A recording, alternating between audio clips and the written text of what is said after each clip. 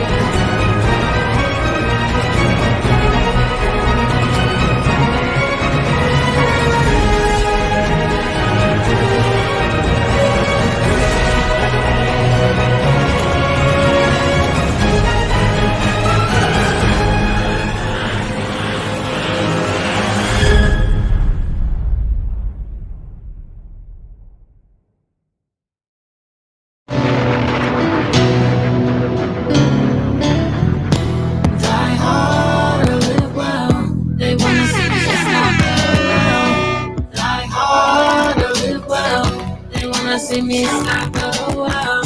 They wanna see me stop for a while. They wanna see me stop for a while. They wanna see me stop for a while.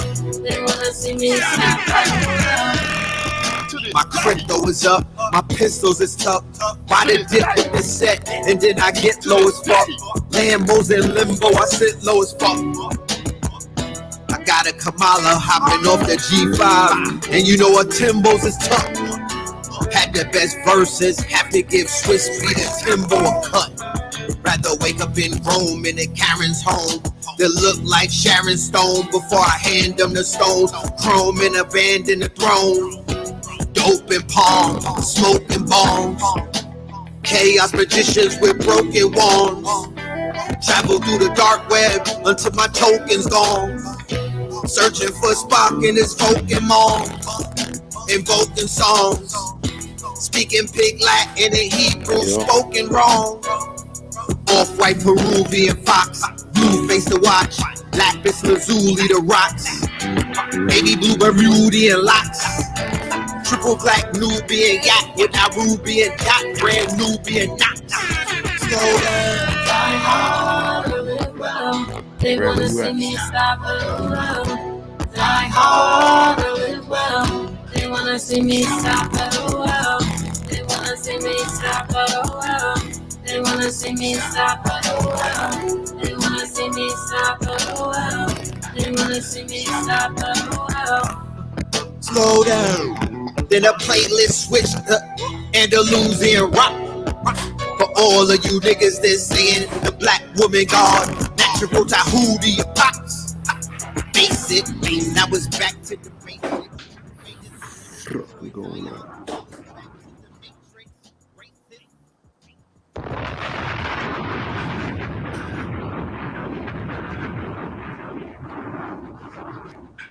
Peace to the family, peace to you, yours, peace to you and yours. Welcome to another episode of Know the Ledge presents What the Fuck Wednesdays. Holla at me. That's right. We're in the building. Shout out to everybody in the building. Hold on. I think we have a motherfucking legend in the building. I seen the God, A.A. Rashid, tap in earlier. You already know what it is. That's KTL alumni to this motherfucker. To this day. To this day. All right. Shout out to the God. Shout out to everybody in the building. You know what I'm talking about? Let's do this though. Let's do this before we even begin and bring in our guests and whatnot. Let's do the roll call so we see who's in the building. Blue, you want me to bring you in right now? Either head nod or. All right, let's do the roll call and then we'll bring in the blue pillar. All right. Shout out to everybody in the building. Shout out to the Discord tapping in. You know what I'm talking about? Shout out to everybody. All right. Yes, sir. We got Tallahassee in the building. Salute to Tallahassee. We have the UK checking in. You know what I'm talking about? A global affair. We got the UK. We got Illinois. I heard they was getting real busy in Boise, Idaho the other day. Shout out to Boise. California's in the building. Jersey's in the building. PG County's in the building. Dade County in the building. Minnesota's in the building. Florida's in the building. Sunrise. I was in Orlando. Shout out to all of the family in Orlando. I was out there yesterday. Beautiful place. Fort Wayne in the building. St. Louis in the building. West Side. St. Louis in the building. Frederick Douglass is in the building. Duval. You know what I'm talking about? Yeah. Who's that from Duval? Is that my guy? Nardo Wick. Savannah's in the building. DMV is in the building. Georgia's in the building. Naptown, Alabama, San Fran. All right. Pennsylvania. Salute to everybody pulling up. That's right. Mississippi, Fort Worth, DR, Dominican. Shout out to DR in the building. Toronto, T-Dot, Boston, Charlotte, Texas, Queens, 40 Sodder, Vernon, Jamaica. Is this Jamaica, Queens, or Jamaica? Oh, that's the Mondem. Hold on. To this day. Salute to the Mondem. To this day. Yeah, the Yardman, Gallus in the building. You know what I'm talking about? Galchester in the building. Smyrna, Jupiter is in here. Philly is in here. All right. Shout out to Philly. All right. Philly is deep. Is that you, Waldo? Winfield, Louisiana, South Carolina, Vegas. That's right. We here, man. We are here. NYC in the VT, West Phoenix, you know what I mean? Arizona, Chi-Town, Greensboro. Yeah, if y'all want to tap into the Discord, Little Goddess got the links. Little Goddess is in the building. Hands off my moderator. Little Goddess in the building. Flatbush is here. All right. Shout out to the Bush. Shout out to the Stive, West Virginia, New Jersey. Shout out to Clinton Hill. KC in this thing. Yeah. Mississippi, North Dallas. What it do though? What's happening? Indiana, Jurupa Valley. I've never been there. Where's that at? 215 Mystical Philly. I see you. You got the gates of hell. Rochester, Michigan, Philly again, Northwest of Mexham. That's what it do. Yeah. So without any further ado, we see that we all are tapped in. The whole family is here. It's a global affair. Shout out to everybody in your jurisdiction, wherever you domicile. Salute to you. Shout out to my truckers that's out there on the road and whatnot. My ICE truckers, you know, traversing the different states. Shout out to y'all. Hit the horn real quick. To this day. To this day.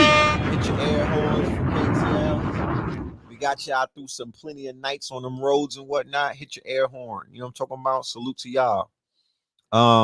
So yeah, without any further ado, I want to bring in the other half of the twin pillars, none other than the 44 God himself. All right, the brother Blue Pill. Peace to the God. All right. Yeah. To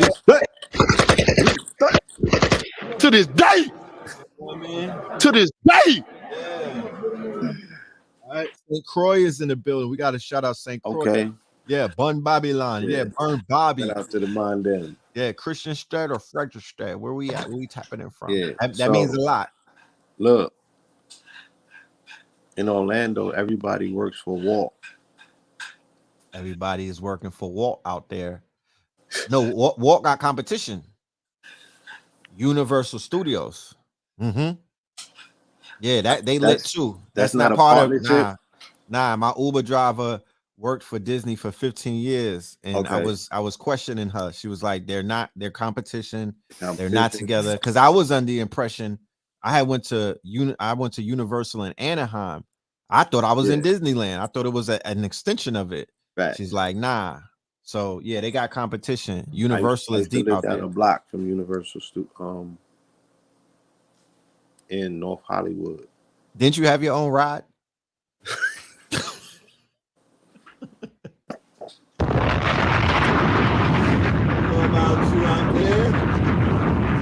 Know about you in Anaheim? Yeah. That's what's up. Legoland. Oh, Legoland is competition as well. Legoland. Okay. I was on the plane when I got off in the airport, because I don't remember being in Orlando airport before. That shit was giving me heavy Disney vibes. I was like, what the fuck? It just was too Disney for me. You know what I'm talking about? It was too No, Disney. bro, that shit is Disney. What are you talking It about? is like that's The what I mean. DNA of Disney. We're looking at a corporate sponsor state, State, or yeah, it's a you know what I'm corporate saying? sponsor state, factories. Like this any entrepreneur, this should be your aspiration as a business, as an enterprise, as a corporation, that Right, your brand can ultimately encompass an entire city state. Like right. how they got a Vatican, and how they got, you know what I'm saying, the shit in Vatican London, City. Vatican Right, City. You know what I'm saying? Like you can have a city state with your brand if you have that much of an impact, because they're selling magic. right. These niggas got the motherfucking license on magic, my nigga, That's a globally. factory. Yeah, that's a It factory. it belongs to a mouse. This is one of the things that I pointed out to my whiz, and I share this with the family. When I was in Atlanta, right? I didn't see the most beautifulest Airbnb houses, not apartments. We don't do apartments. The most beautifulest houses, I'm talking 5 bedrooms and up, was Orlando. You know what I'm talking about? I'm talking about spacious, like a MFer. Like these were some dope ass houses. And even on the way to the spot Mhm. yesterday, I was looking around and I was peeping. I was seeing those houses, you know, with the big net in the backyard, like how Yeah, yeah, teaching them have in Miami. yeah. Joints Yeah, the spaces, bro. They big, got a big, lot of yeah. square footage They got a lot of in them square footage. cribs, and you know, and you in that terrain. You feel me? You surrounded by tropical energy, reptilian energy. You know what I'm saying? Like Oh man, I felt it, it. it's I could, it's yeah, yeah. it's all there. Like I had went out late I mean, night last reptilian night. energy ain't saying nothing because this, Gatorland. But go ahead. Yeah, I was just in the streets last night. I had to push to the 7-Eleven, Whew. so I was moving through there. You know what I mean? Through the old town, and it Right. just the energy that's coming off of the ground. It's just interesting, ancient energy that has been repurposed as a cosmopolitan attraction, but the shit is on some magical land. Oh, Florida, swampland, Seminole County. You know what I'm talking about? Like, Yeah, sacred land, that's sacred right. land. That your boy Walt went and tapped into that Yeah, energy yeah. He and went and whatnot. he went and tapped into the swamp because Land of it's central, flowers. right? It's Right, central. It's not even near the water. You go an hour either way, you're gonna hit the water. So right, it's that centerpiece. You feel me? right. And we know the spiritual logistics on Vegas. You know what I'm saying? I got Not to do the. Vegas, You know what I'm Florida. saying? When I'm talking about Vegas, Vegas is the bottom of the ocean. So I Oh know yeah, yeah. its spiritual significance to Olukun and the entities that dwell at the bottom of the Of the ocean. ocean. That's where the treasure's at, Facts. right? The sediments, the soot Right, gatherers, the most richest mineral wise are at the bottom of the ocean. That's right, why if right, niggas right. understood what Sabi was talking about with CMOS, they would get it automatically. You feel me? Factory. So Yeah. Somebody said Floridians are different for real, for real. Yeah, they different. they're They different. different. They are. They are nurtured in a different ecosystem, a different petri dish. They You are. feel me? Anybody that eats gator burgers is different. Facts. Nigga, that look, the viscosity of the air is different. Yeah. You feel me? The water hits your body somewhat a little different. Like, you know, the shit just different. But it's much appreciated. Um I I'm torn. I have a commitment coming up this strong in, but I just got approved for a booth at the All Black Convention, and I'm like, I really want to see that the backdrop of the black drop on a city like that. That is the home Mm. of magic. You know what I'm Facts. saying? Facts. Um, Should I pull up with you? that's what I'm saying. Like mom want to go too. It'd be a good look. So I'm I weighing that out. Because I ain't want to leave that quick. You know That's what I'm saying? saying. Like I was only there for a day. I pulled up in the afternoon and I left at night. Like if you live in Florida and you're not tapping into that grid and you're like, yo, I hate Florida, you might have to go a little bit deeper into the research. Go and do the ancient research about Florida and then do it and coincide it with your research. Florida is magical beyond measure. And I'm speaking about the whole damn boot, the whole state from my experiences. You dig what I'm saying? It might be my DNA, and I'm talking to the audience. It might be my DNA this reacting, but the minute I get off of the plane, it doesn't matter where I land in Florida, it's a DNA upgrade immediately. This is effect. Immediately. You know what I'm talking about? So if you're not on some magical shit, yeah, you might not feel the advantage of being on that grid. But if you're into the occult, if you're into magic, if you're an alchemist, my genius, that is the place to be. I don't know what to tell you. And if you're if you want to preserve yourself, if you want to preserve your cells, that sun hit different. Yeah, dude. Hit different in Florida. I'm not eating no gator burgers, but I'm saying, I'm not eating no conch either with the shit that they be having in Miami, but yeah. What beach was that? We went to the what was that? The American Beach. American Beach, yeah. Right? Shout out to Diallo Sekou. Yeah, that water in Jacksonville, that water, or Duval, that water that I felt when I got into that beach, which used to be owned by melanin people, man, it was a different water. The sand felt different. The skies felt different. And I said this before.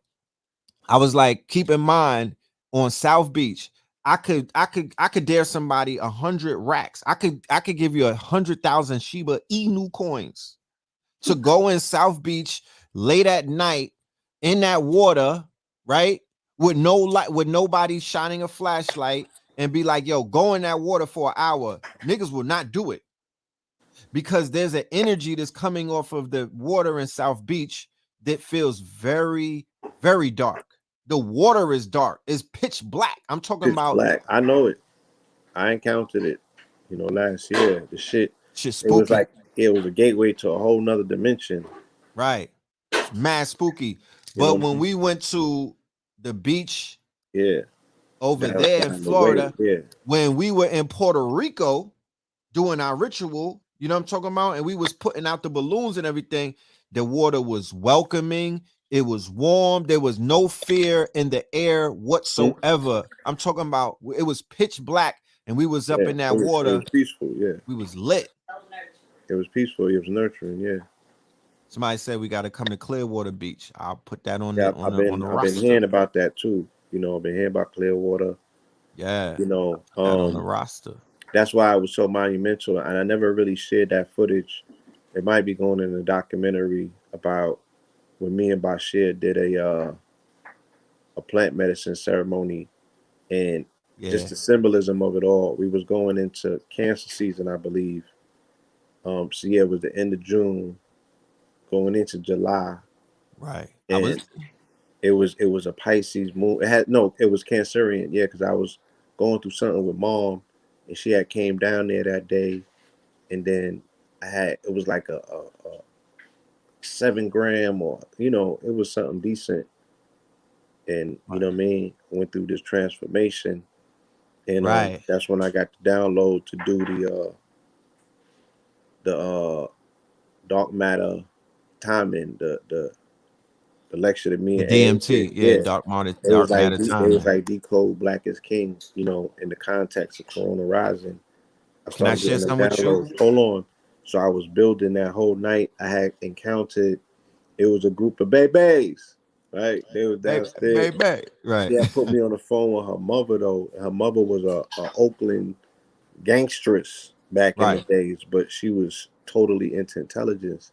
So her daughter was telling about me, and we built. And she had helped me with so much understanding the broader picture, just in terms of not being judged, because they was getting super wet, you know what I mean? They was, borderline looking sloppy out there and shit. And I'm just like, Right. yeah, you know, your baby out here letting this shit, like, you know. She's like, you know, Right. keep an eye on them. You know what I'm saying? Right. But Scientology is headquartered there. It yeah, figures. yeah, just bars. Yeah. So, long story short, we came out, we broke day, so we came out on the balcony when day was breaking, and then they sent the helicopter in front of the fucking window at us. Like the Right. frequency was so high, they sent the helicopter to go and clock that shit. You know what I'm just saying? And Right.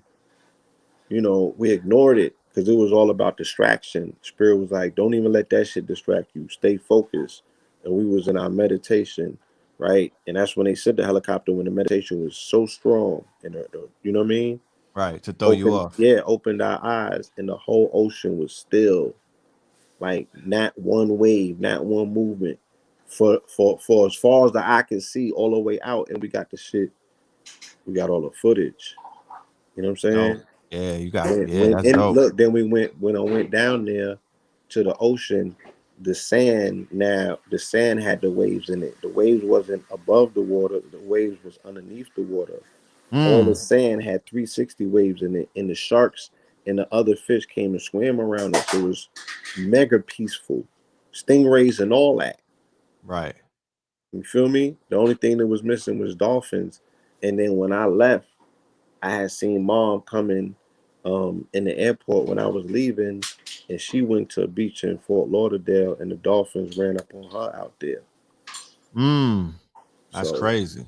yeah, you know, the mystical aspect of water and really how it's tied into our emotions and our mental waves.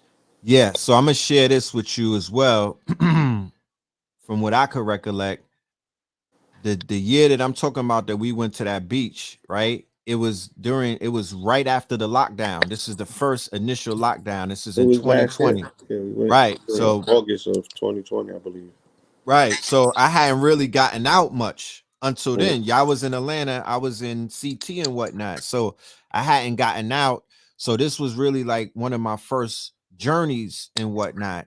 Mhm. And that night when we were on the beach, we had got invited. It was the Marcus Garvey celebration, right? Mhm. With the brother Diallo Sekou and his people out there. This is his network that's out there. And he basically was like, we're going to sleep on the beach. It's going to be, we bringing tents and everything.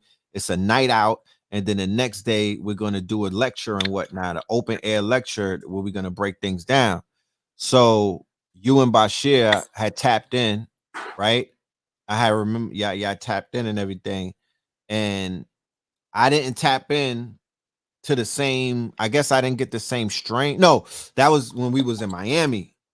I remember when we was in Miami, I think y'all had golden teachers, and I might have had another type of strain, and my shit didn't kick in the way that Charles did. But when I was out there on American American Beach. Beach, Yeah. that's the beginning of what I call the Red Summer, because it was that experience that basically put me at peace, and the information that was being downloaded to me, it was like, yo, you know what I mean? You about to go on a journey and whatnot. And this journey, it didn't tell me exactly what it was finna be, but a lot of the characters who played a big role in that album's creation were there that night, pulled up, you know what I mean? It was the guests that were amongst the crowd. And that was like that opened it up. That was the gateway. That was the pathway that opened up the journey that helped me create that project. Cause like I said, the project is organic. It wasn't like I sat around months ago and was planning it. It happened. You know what I'm talking about? It happened. I was in the midst of recording Scorpion King 2, and then Red Summer came along.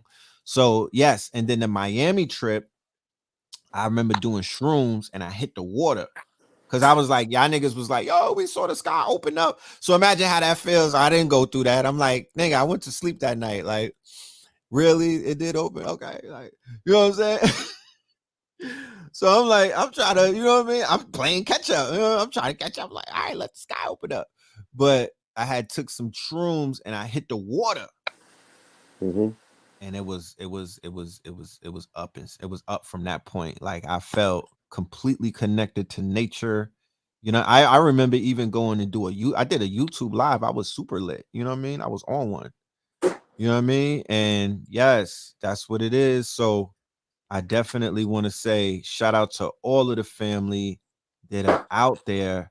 Please take advantage of your environment. DNA responds to environment. Somebody has said that they grew up in Florida slums, so they have a different disposition.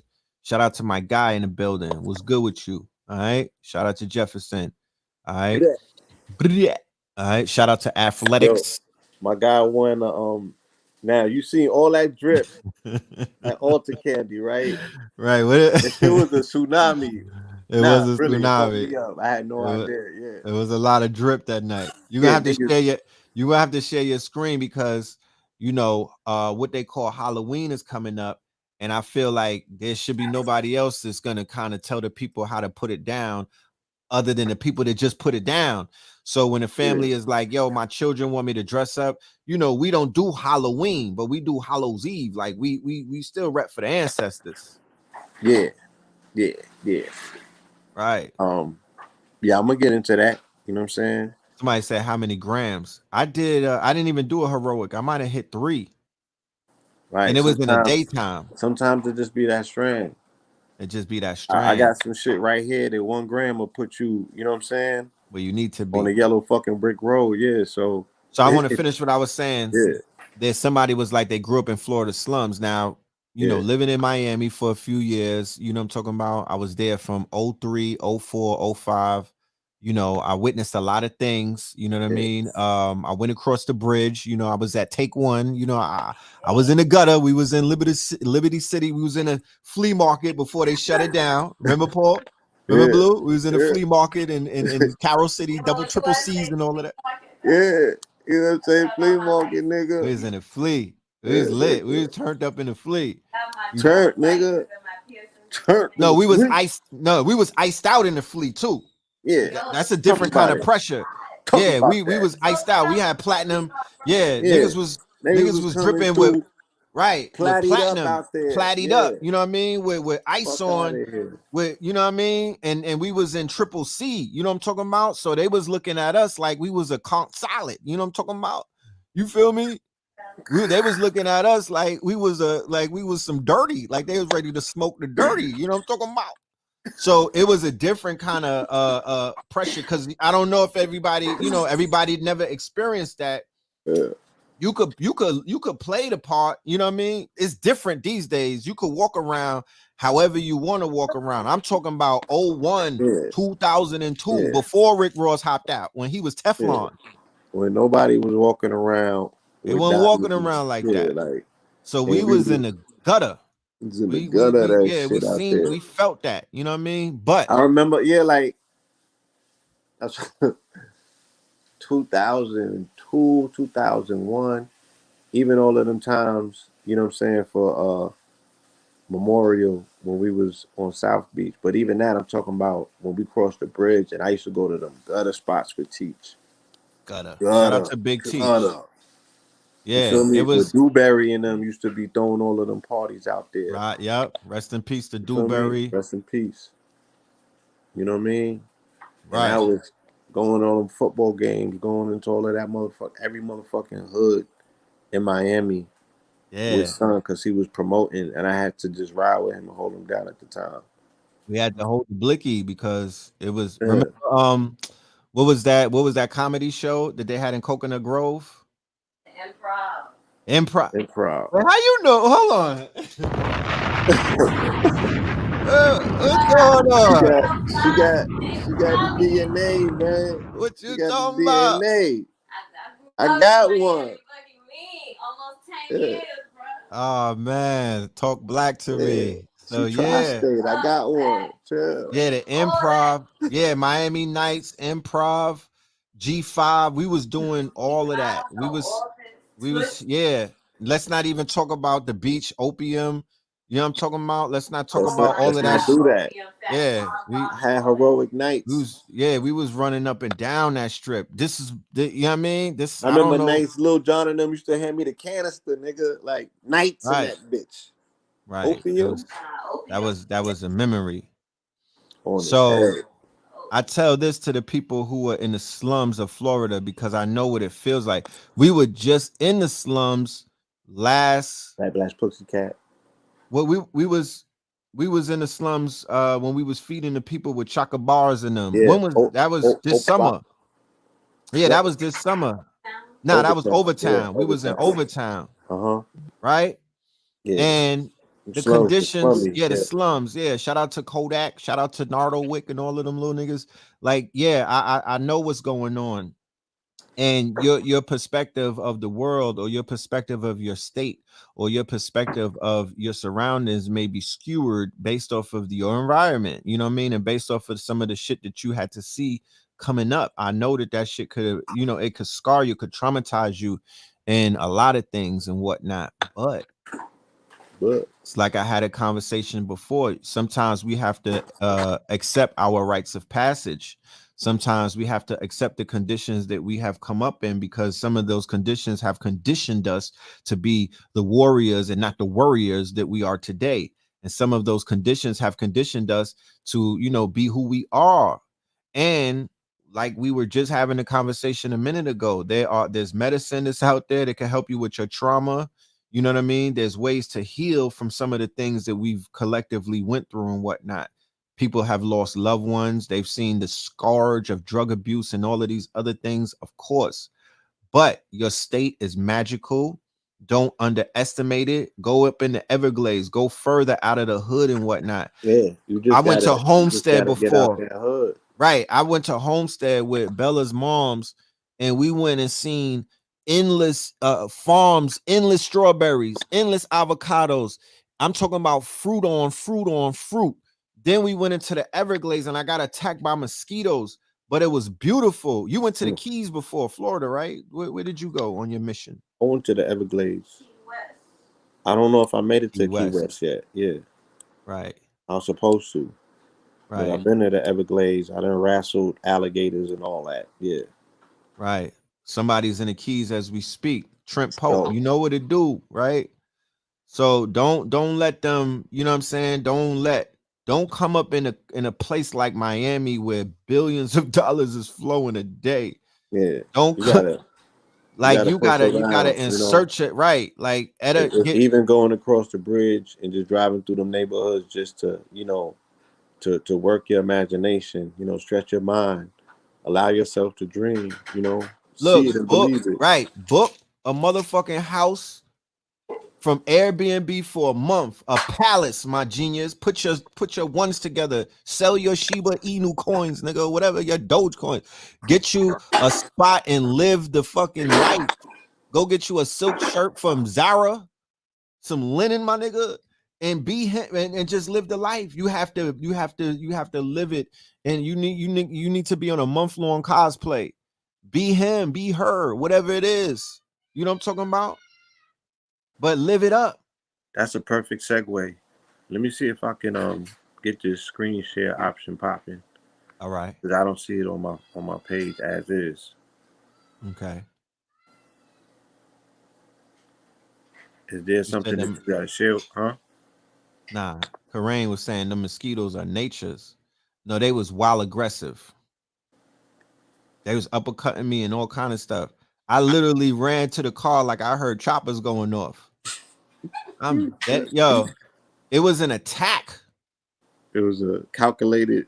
I had on some shea butter. They was feeling the shea butter, I guess, but it was a collective attack. They was drilling me, bro. I ran to the car and I had the baby seat. You know what I'm talking about? I had Bella in the baby seat. I had to cover it up and run to the car like I was running the goddamn play for Miami Dolphins or something. They was hitting me up. Ain't no joke out there. Yeah, I don't. But you said you want to share? Yeah, I don't see my screen share options. Hold on, let me see if I can make you.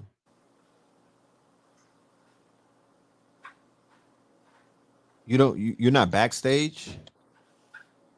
Yeah, I'm backstage. Says you're in the show, but I don't see no option for screen share. Next to Cam and Mike is the button that says share. Nah, not on my screen. It don't say that. Oh, hold on. Let me see some. I'm gonna have to edit your.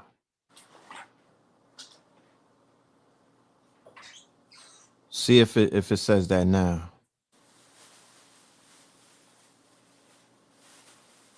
Nah, Brody.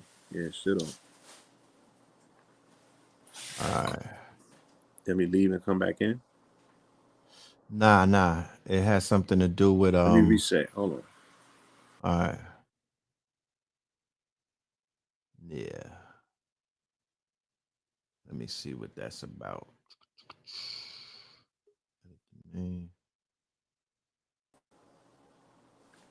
Yeah. See it now? Nah. Word. Yeah. You were just about to say it has something to do with what? I mean, I was gonna say that it may have something to do with me being the one who started the show, but that's Yeah. not the case because I've had people come through and been able to share the screen. And I was looking for share options, like, You but have that's you on done Zoom. that? Yeah, you done it on your phone before? Is it an option available to the phone app? Oh, mine is on him phone. Yeah, mine is on the phone. Mine is on him phone. Yeah, I think that might not be an option, family. All right, that might not be an option, fams. Let me see something. Yeah, that might not be an option. Don't know. Just say. All right. I mean, I can go through my laptop. I'm just gonna lose resolution, but you know, I'll mainly be on the screen anyway. Okay, So that let me part. drop. Yeah, and I'll be Yeah, back. come back. All right, that part. Yeah, that part. He'll be right back. You know what I'm talking about? He'll be right back. Black Jack thought said this shit deja vu. You remember this happening before. I do too, my nigga. This deja vu. While Blue is getting his thing together, yeah, let's do a little commercial and whatnot. You feel me? Coming up tomorrow, mañana. Shout out to my guy Slice. We're going to be doing a Stream Chasers event. All right, the starter kit for anybody that wants to be a digital nomad, for anybody that wants to live off the grid, for anybody that wants to live on the grid but don't want to work for the man, for anybody that wants to increase their quote unquote income for the fourth quarter of 2021 going into 2022. Please do yourself a favor and tap into this workshop tomorrow that we're going to be giving on Zoom only. This is not going to be on YouTube. It's finna be on Zoom. If you have to work during these hours, no problem. We're gonna have a replay available for everybody the next day. You know what I'm talking about? So the link is in the description. Thursday, October the 28th, 9 p.m. Eastern time. We're gonna be pushing up and presenting with the starter kit. All right, starter kit. Do it yourself graphic design, do it yourself web design, negotiating skills, payment processing, how to price products and services, distribution skills for digital products, and podcast syndication hacks, amongst many other things that we're going to be building on. So make sure you tap in. Shout out to my bro Slice. You know, if y'all familiar with what we've been doing, me and Slice have been doing some monumental things over the course of this calendar year, and even before that, when I was tapped into the brother's he's an expert when it comes to the metaverse, the crypto and whatnot. Shout out to the biggest crypto play ever. You know what I'm talking about? Shout out to Bizco, all of the people that are out there doing what they do in this digital space, teaching the people. Shout out to Chicago Crypto. Shout out to Nadi. Shout out to everybody that's cooking, doing their thing, helping improve people's lives in the crypto and the metaverse. Legends. Now, I had somebody in my comment section talking about, all they talk about is metaverse and crypto. You, my friend, obviously haven't been one of the thousands and the hundreds of people who was listening to us in 2014 when we were talking about Bitcoin, when nobody was talking about it, and they went ahead and they bought that shit when it was under $1,000.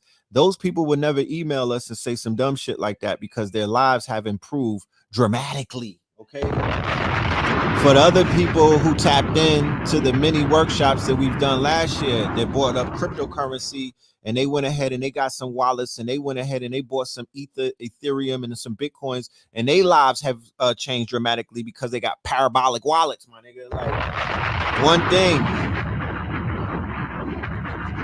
one thing is that you have to pay attention, not just watch, because yeah, we could talk about, we could talk about health, we could talk about aliens, we could talk about metaphysics, we could talk about occultism. It's what are you applying? This is not just to listen. This is to apply. We're not in the age of information anymore. We're in the age of experience. You know what I'm talking about? So the people that you see out here that are quote unquote winning, and the people that you see out here that are comfortable, and the people, because you want to be comfortable so you can study more science, so you can study sovereignty, so you can study the occultism. You don't want to be having the stress of bills. You don't want to have the stress of the everyday quote unquote, the weight that people's shoulders are being worn down from. You want to know and be secure and be like, yo, I'm sitting on a few M's, I'm sitting on a few racks, I'm sitting on whatever.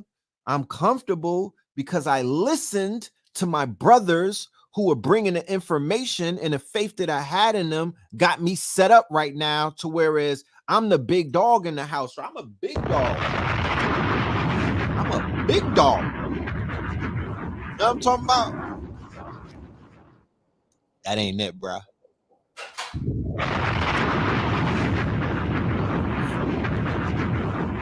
That ain't it, bro. You looking like Purnell on Menace when he got that visit behind the glass, my nigga. That ain't it. Like Purnell on Menace. That ain't it, Charlie.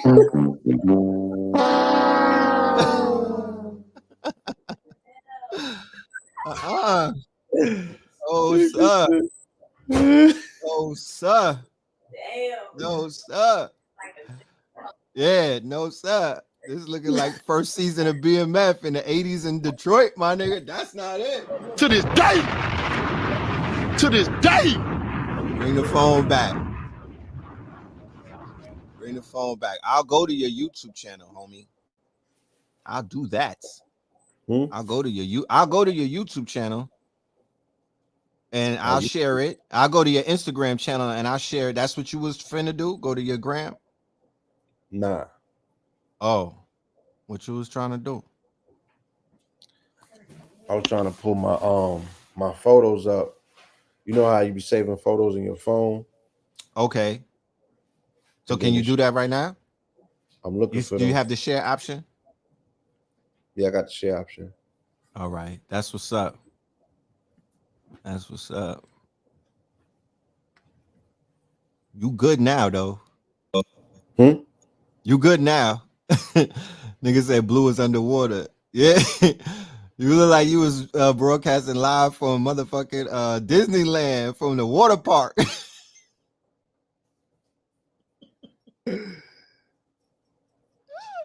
Yeah. Oh man. But look, let me share the screen. Okay. Bang, bang, bang, bang, bang, bang.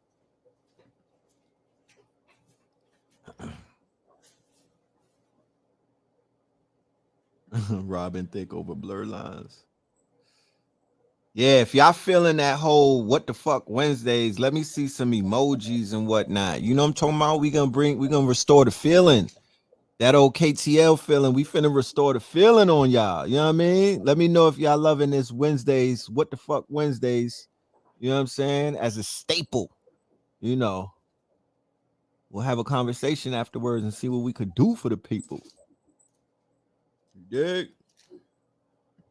Shout out to my Discord people. Look, family. I need y'all to hear me real quick while Blue gets the screen thing. I'm almost up to 500 members inside of the Discord. We almost up to 500s, right? My 500th member is gonna receive a prize. They're gonna receive a prize from us. You feel me? So for my 500th member, if you tap into the Discord, we're gonna gift you. We're gonna definitely gift you. You got something coming to you. We want to start at 5. Yeah, 5 is a good number, but ultimately, the Discord is, to be honest with you, it's a great tool. It is a great tool. It is better than Instagram. It's even better than YouTube to the degree of community building that it affords us.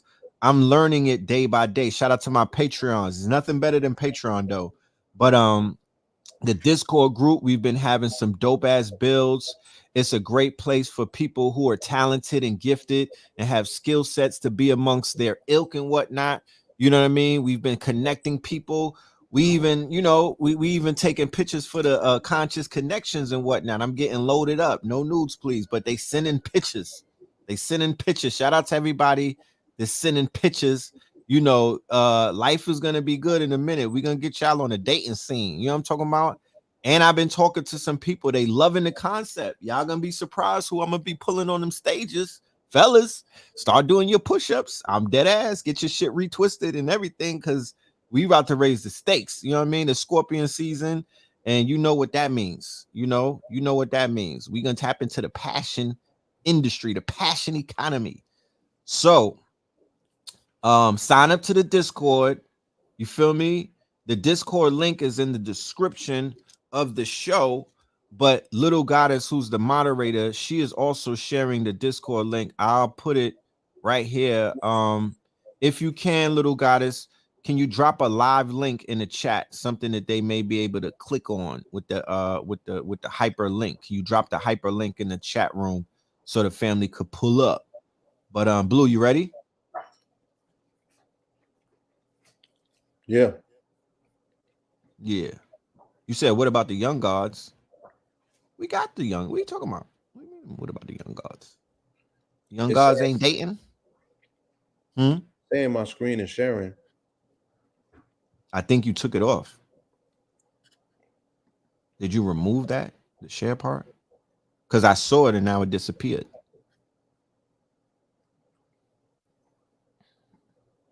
Hold on. D.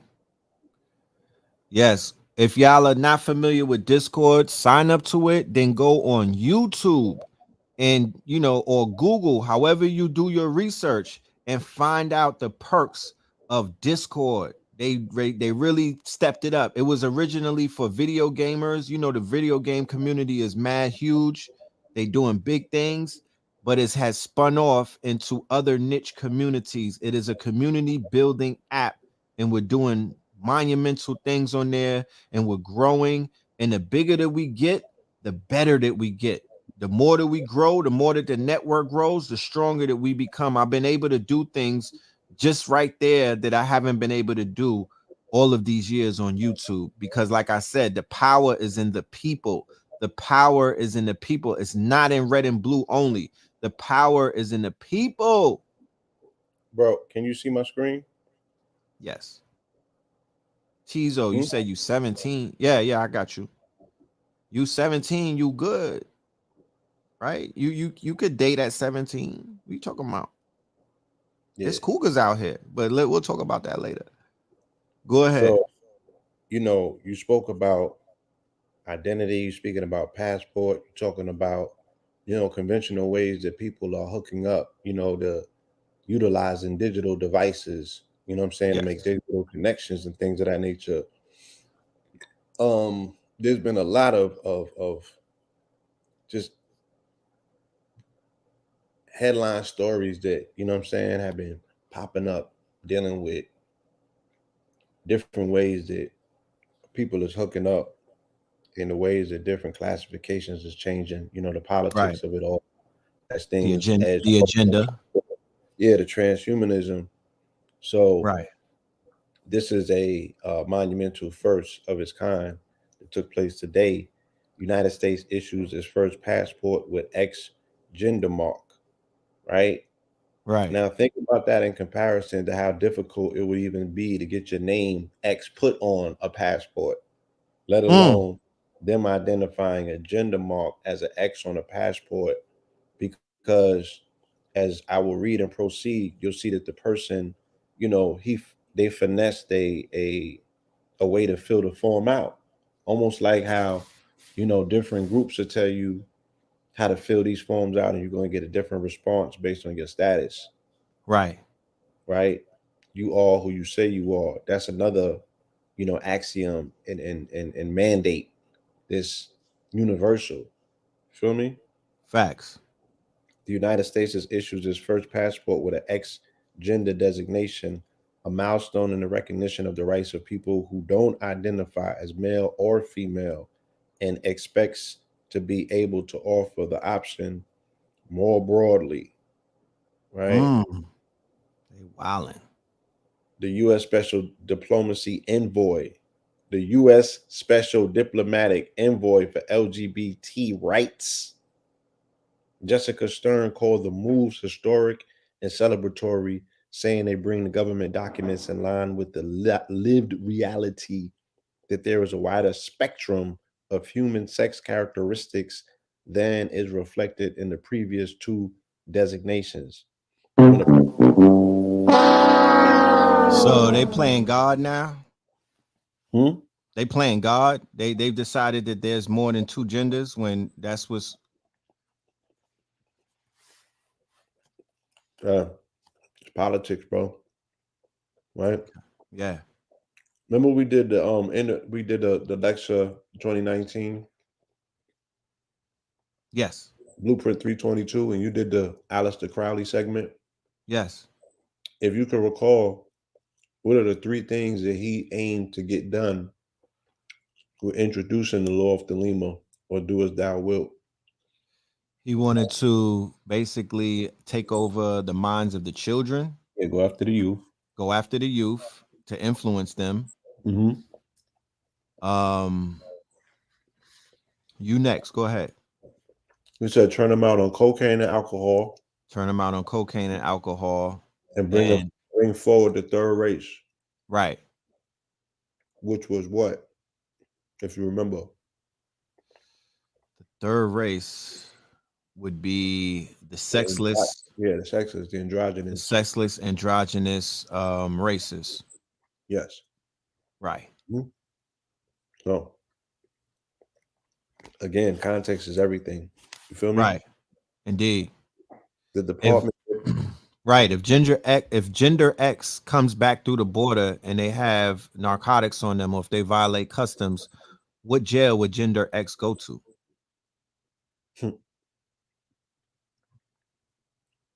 They're gonna have to build out a X jail. Right. So the person's name is spelled ZZYYM. Zim was denied a passport for failing to check male or female on an application.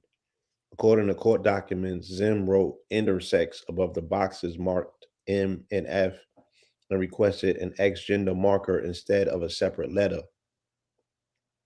Zim was born with ambiguous physical sexual characteristics, but was raised as a boy and underwent several surgeries that failed to make Zim appear fully male. According to court filings, Zim served in the Navy as a male, but later came to identify as intersex while working and studying at Colorado State University.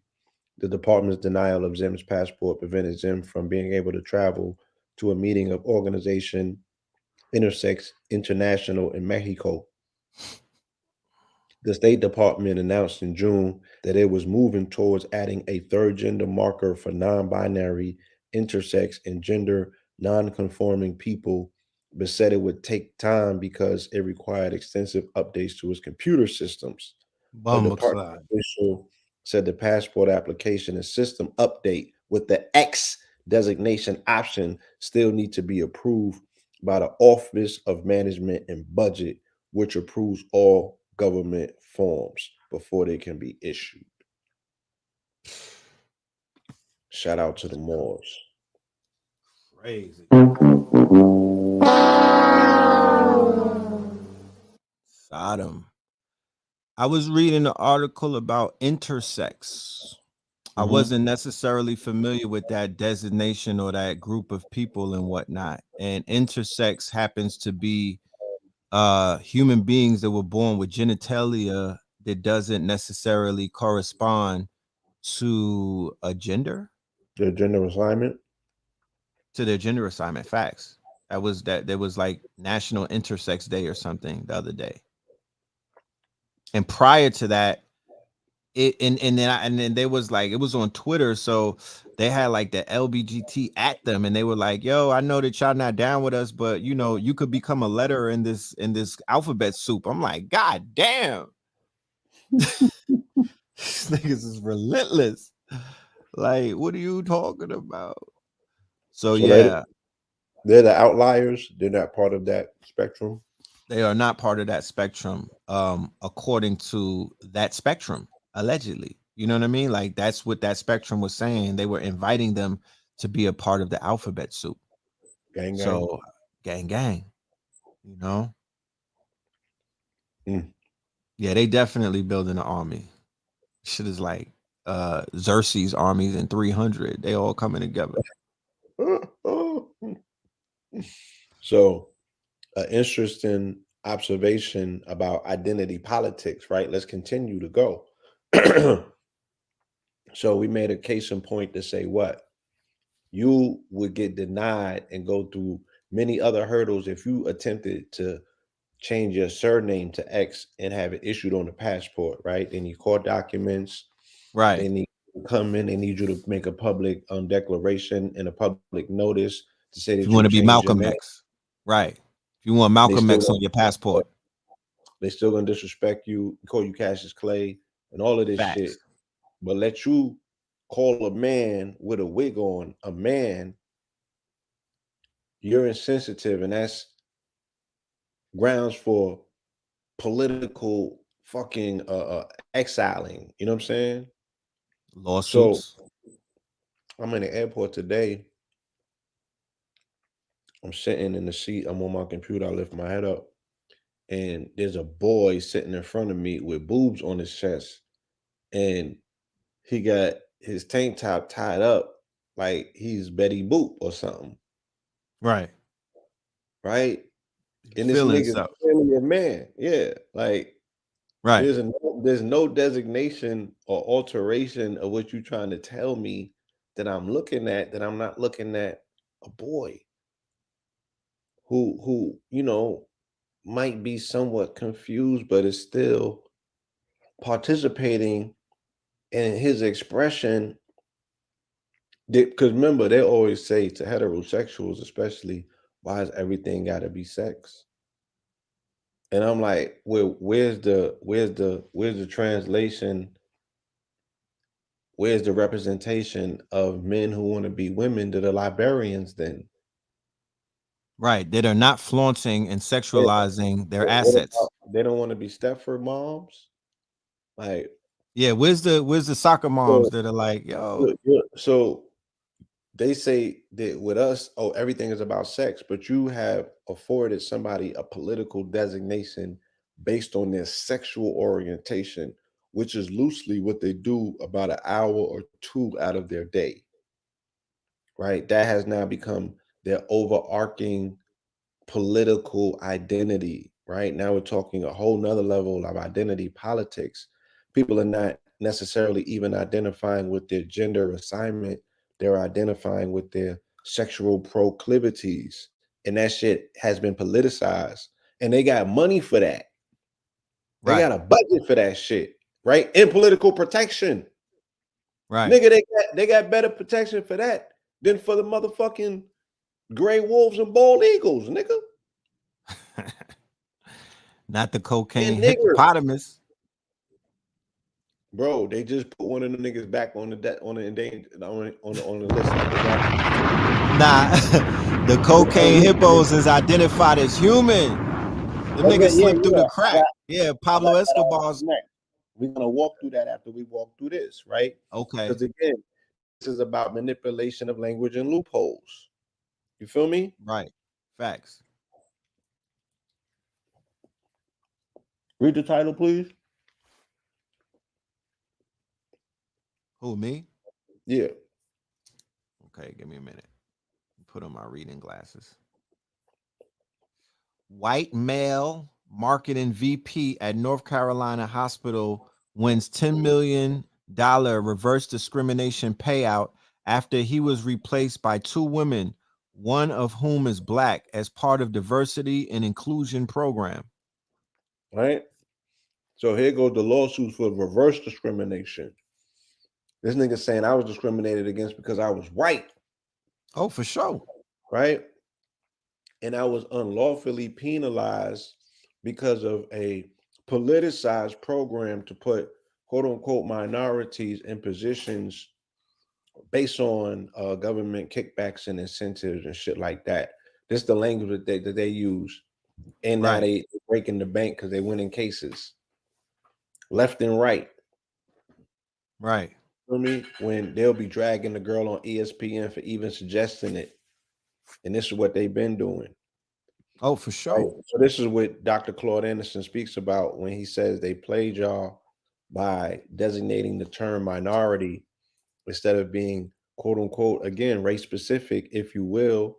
Let it be a colorable term. We're talking colorable terms anyway. That's a fact. Because the Moors warned you years ago. Right. We're not talking reality. So don't get your panties in the bunch because I'm using colorable terms. Right. This is a colorable jurisdiction. So you know, it's a colorable jurisdiction. So I can until only until I get the invite or the housewarming to the temple that y'all got on sovereign land. To this day. To this day. So people are just playing the color game, you know what I'm saying? And all of the tokens that come along with that. Because it's a game at the end of the day, and we just have not been taught that it's a game or how to play it.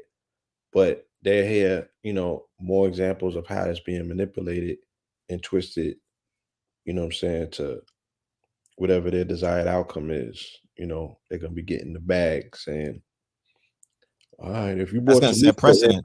Yeah. If you brought Tamika in, you feel me? Even though she's part of the highest percentile of graduating adults, you know, in this country, let alone that they're melanated women. Right. You know what I'm saying? Call it what it is. So it's an interesting juxtaposition. Let me get to that next article that you just called out. Let me see what's at. this about? The rats. What's that Oh, about? yeah. Another level of Takashi Island. Right? Right. This would be a segment that you just create for me where it's like make it make sense, yo. That's part of what the fuck Wednesdays make it make sense, This yo. is a protected island. Yeah, we set it off with that article, right? X's on pass. What the fuck, yo? Right? You niggas can't even get them to put the sir at the end of your name or some shit like that. You feel me? Right. Bay. What the hell niggas got to go through to get a L or a Bay on your last Ali. name? Right. They twisting arms. Facts. Nigga, right? I was born as a God body, right? I need a whole new designation for that. Okay. So they are attempting to protect a protected island, which means it's very fragile, which means that the ecosystem of it is delicate. But they are using helicopters, trained dogs, and 44 tons of poison to kill off rats on this protected island. How is the solution not the problem? And this is the game they play. Y'all play too much. Make it make sense, yo. Lord Howe Island was declared free of rodents in 2019, but the celebration may have been premature. The recent appearance of nearly 100 rats has conservationists wondering if the intruders are survivors or newcomers to the island, which is a UNESCO World Heritage Site, home to various endangered species.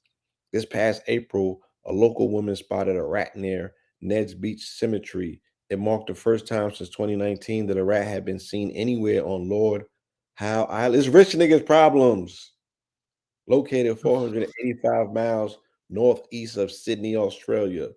Okay. So it's a paradise, yeah, that these niggas knocked over. And now they up in arms because they're getting all the plagues. They had fucking mice falling out of the sky all 2020 in Australia. A land where they got it back in blood. A land that was straight taken from the Tasmanians who were exterminated This whole beautiful land of Australia, right? Where they sent over shiploads of brutish and British degenerates, prisoners, criminals, Wolverine Logan types. No wonder Hugh Jackman, who's from Australia, played Logan, right? These are outlaws.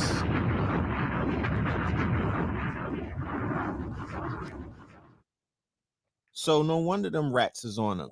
They the rats. But anyway, go ahead. They brought the rats to Australia. They brought the rats over here on their ships. Right. My thing is, why don't they release cats on the island? Though? I don't understand. I don't know. Because I did see a segment where dogs in New York were like catching cats. They had them jumping in dumpsters and everything. There's like a group of white people who have like dogs that kill rats in like the projects. But I'm like, if there's 8 million rats, fam, like, okay, that looks cute and everything, but nigga, you're not finna solve the rat problem like that. So 100 rats calls for all of these reinforcements. I thought that it was 100 million or something. Bro, they want to eradicate them. They're going crazy, but they're using 100 tons of poison to do it. Here we go. Right?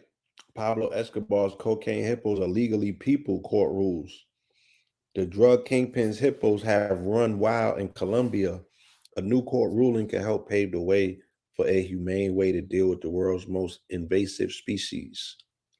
Pablo Escobar's hippos have a lawyer, and a good one at that. In the U.S. first, a court recognized the animals as legal persons.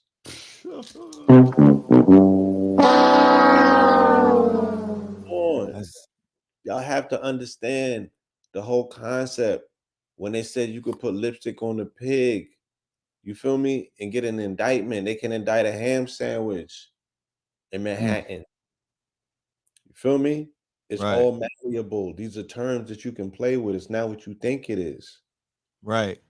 They're not talking about person is not what you think it is. Right.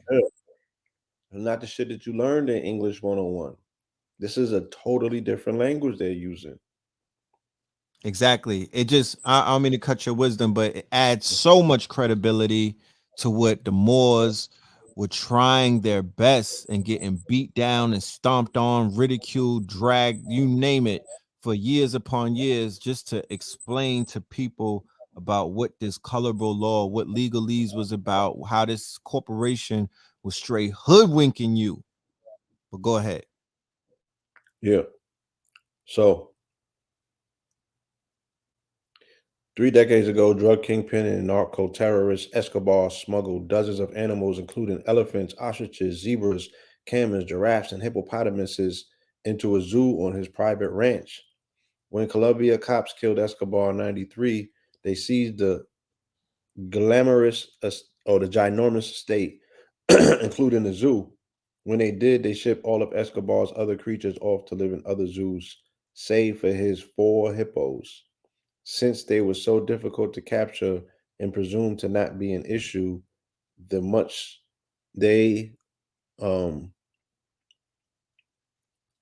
let him stay on the land. Okay. All was well until the hippos started fucking. Now there are up to 120 hippos roaming around Colombia, and they are considered one of the top invasive species in the world. Authorities have weighed a plan to kill the hippos off and on since 2009, and it's recently gained steam. Right? Right. They were going to call them. They filed a lawsuit on the hippos' behalf to save them from being euthanized.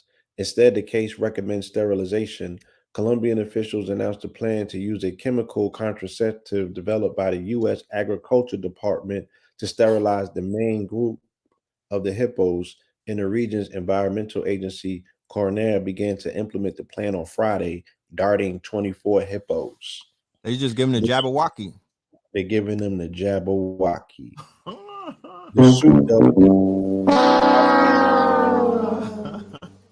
The suit argues for the use of a different contraceptive drug, which it says is safer. And it also notes that the proposal to deal with the hippos can still leave the door open for some of them to be killed.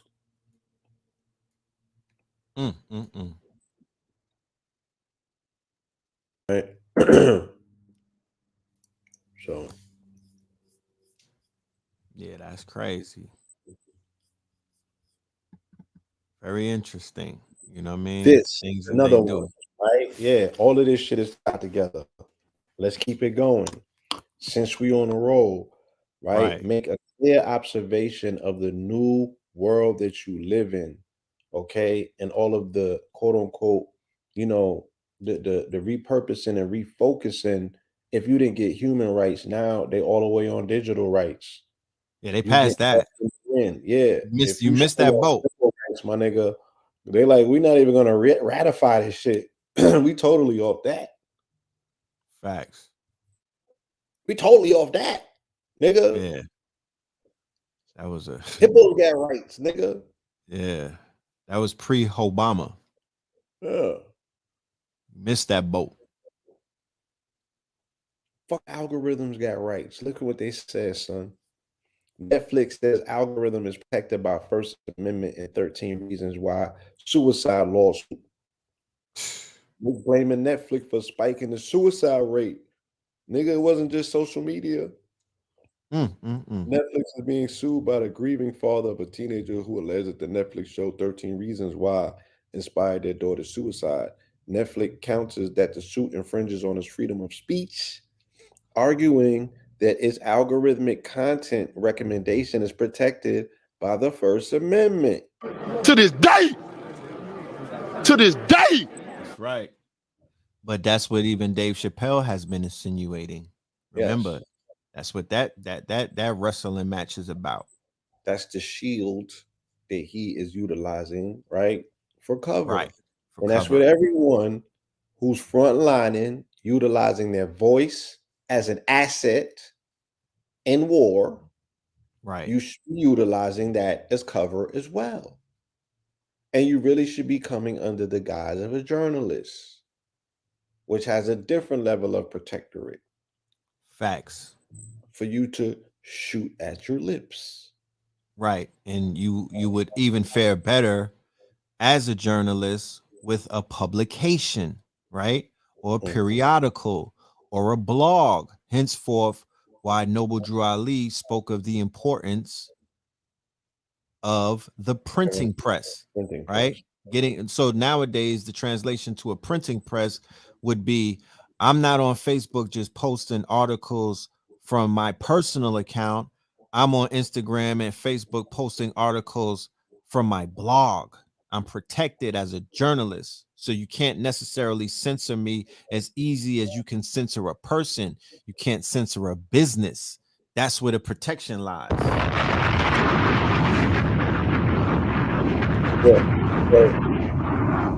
Listen to it play out, y'all. The streaming service has filed a motion to strike down the lawsuit by invoking California's anti-SLAPP statute, which permits the dismissal of complaints that infringe upon protected speech. The lawsuit, Herndon versus Netflix, was filed in California's Santa Clara County Superior Court earlier this year. The plaintiffs in the case are John Herndon, his sons, and the estates of Herndon's daughter, Isabella, whose suicide was allegedly precipitated by watching 13 Reasons Why. They allege that vulnerable viewers were not adequately shielded from or warned about the show's highly graphic and suggestive content.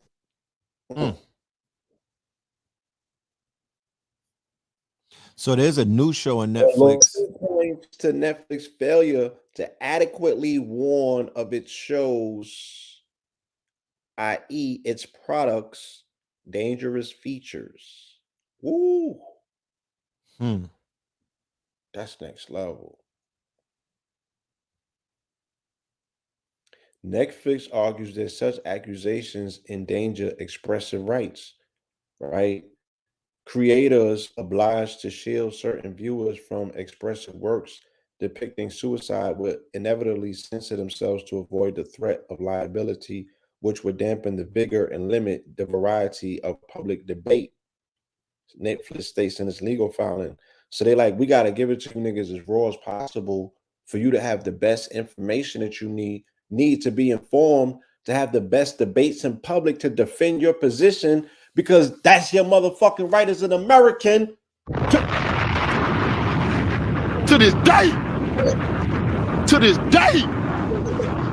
How, Sway? Take a few steps back to go. You ain't got the answers, man. You ain't got the answers.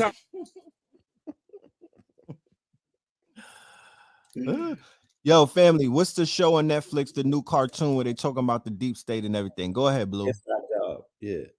Because my inside job, because my question and that whole thing would be this.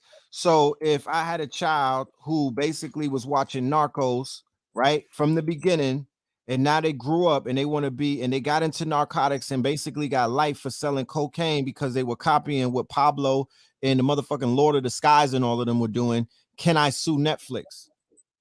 Right? I got a young Mexican, you know, little Pablo and whatnot. He lives in the same town. He was growing avocados and now he's in a goddamn cartel. Am I able to sue Netflix for inspiring? But I'm saying, yeah, these are interesting dynamics because the LGBT community is literally waiting for somebody from the trans community to be injured and tie it to that documentary, to that special. And then the argument is going to be what? That your speech incites and causes harm, and we have tangible proof. And anything that is looked upon as an infringing upon a protected subset in society, such as if you going to what? Kill a white rhino or damage one, federal protection on it. You gonna get sent up. Facts. And it's just like Mike dropped.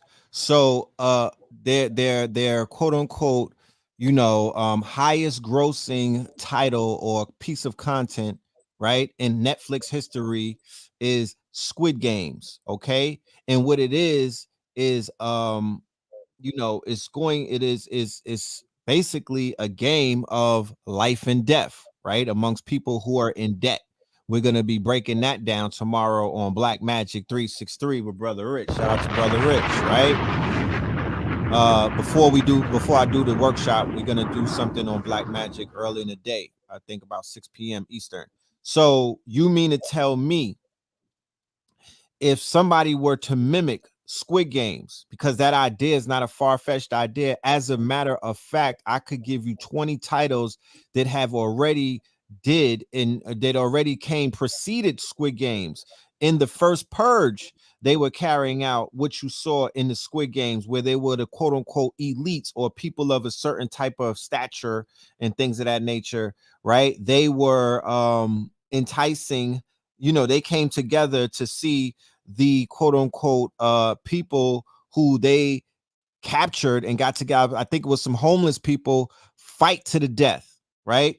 There was a game, there's Hunger Games. There was another game that infuriated the Republicans and whatnot during Trump's administration, and that came out, I believe, last year. What's the name of that? I think it's the Hunting Season or something. That was making all kind of controversy and whatnot. So all of these, because remember, we're talking about predictive programming. We're talking about the concept of inception, being able to bury an idea in the subconsciousness and that idea blossoming years later, decades later, or a day later, and individuals saying, you know what, I have a thought in my head, and I think I want to create a situation where I round up some homeless people and have them fight to the death. Mandingo wrestle these niggas, right? So if Netflix is continuing to bombard you with movies with the same type of underlying theme, Netflix series after series after series after series, they had Narcos, they had the shit with Popeye, who was Pablo Escobar's hitman. It was like 4 series. They had what's my dude, Chapo, El Chapo series. I'm talking about Netflix built their fucking system off of cocaine in the beginning. All right, cocaine dealing, not just hand-to-hand shit. We talking about Big Willie shit. You feel me? So after you see multiple movies like that, and they have 100 different shows on serial killers, people who was chopping up true, solving the crimes, and they're not that objective when they be telling these stories. They're like, they got the whole lockup series. The whole lockup series, they romanticize crime, right? Bro, So, yeah, they are an extension of cops. Like they got the whole base covered. You feel me? Right. Surviving the game with Ice-T when he had locks, right? Remember that? Yeah, let me finish reading this because they speak on that, right? Yes. Netflix also argues that content-based restrictions would expose an enormous amount of creative works to the risk of censorship, pointing to the trope of teen suicide that stretches from Romeo and Juliet to Dead Poets Society to 13 Reasons Why. So they like, if y'all put a slug in this, right? If y'all shoot a prop gun at this, nigga, and it's gonna go through the chest of that shit and hit the motherfucking director behind it. Bang bang. Hey, you gotta get on the Marco. Bang, bang, bang, bang, bang, bang, bang. Dom the Monko. Hey. Dom the Monko. The point that Netflix is making Face first. Go ahead. And it isn't limited to suicide, says Eric Goldman, a law professor of Santa Clara University and co-director of the High Tech Law Institute. In fact, one could imagine any number of different vulnerabilities that members of an audience have, he says. Keep going down the list, and you could imagine having thousands of warnings. This has no natural limit to it. So they shut that shit down. Right. Right. So these are some very interesting conversations taking place about censorship, in some very interesting places. This is going to formulate what the future of expression is going to look like and what platforms can speak your shit, talk your talk. You feel me? So pay attention. These are pivotal pillars in this reset that we all participating in. That's a fact. Look, somebody also mentioned that the co-founder. Let me just cliffhanger this. All right. The lawsuit against Netflix also argues that the algorithm the company uses to recommend shows and movies is at fault for encouraging suicide, for foisting 13 reasons upon suggestive teens. The company should be held liable, the lawsuit maintains, because of Netflix's use of its troves of individualized data about its users to specifically target vulnerable children and manipulate them into watching content that was deeply harmful for them, despite dire warnings about the likely and foreseeable consequences to such children. Park that, hold that, and let me come right back to it, right? Yes. Netflix argues that its algorithm is no different from any other editorial choice and is therefore protected by the First Amendment, highlighting specific shows for Netflix users no different than the guidebook writer's judgment about which attractions to mention and how to display them, and Matt Drudge's judgment about which stories to link and how prominently to feature them, the company argues, right? But this is the clincher.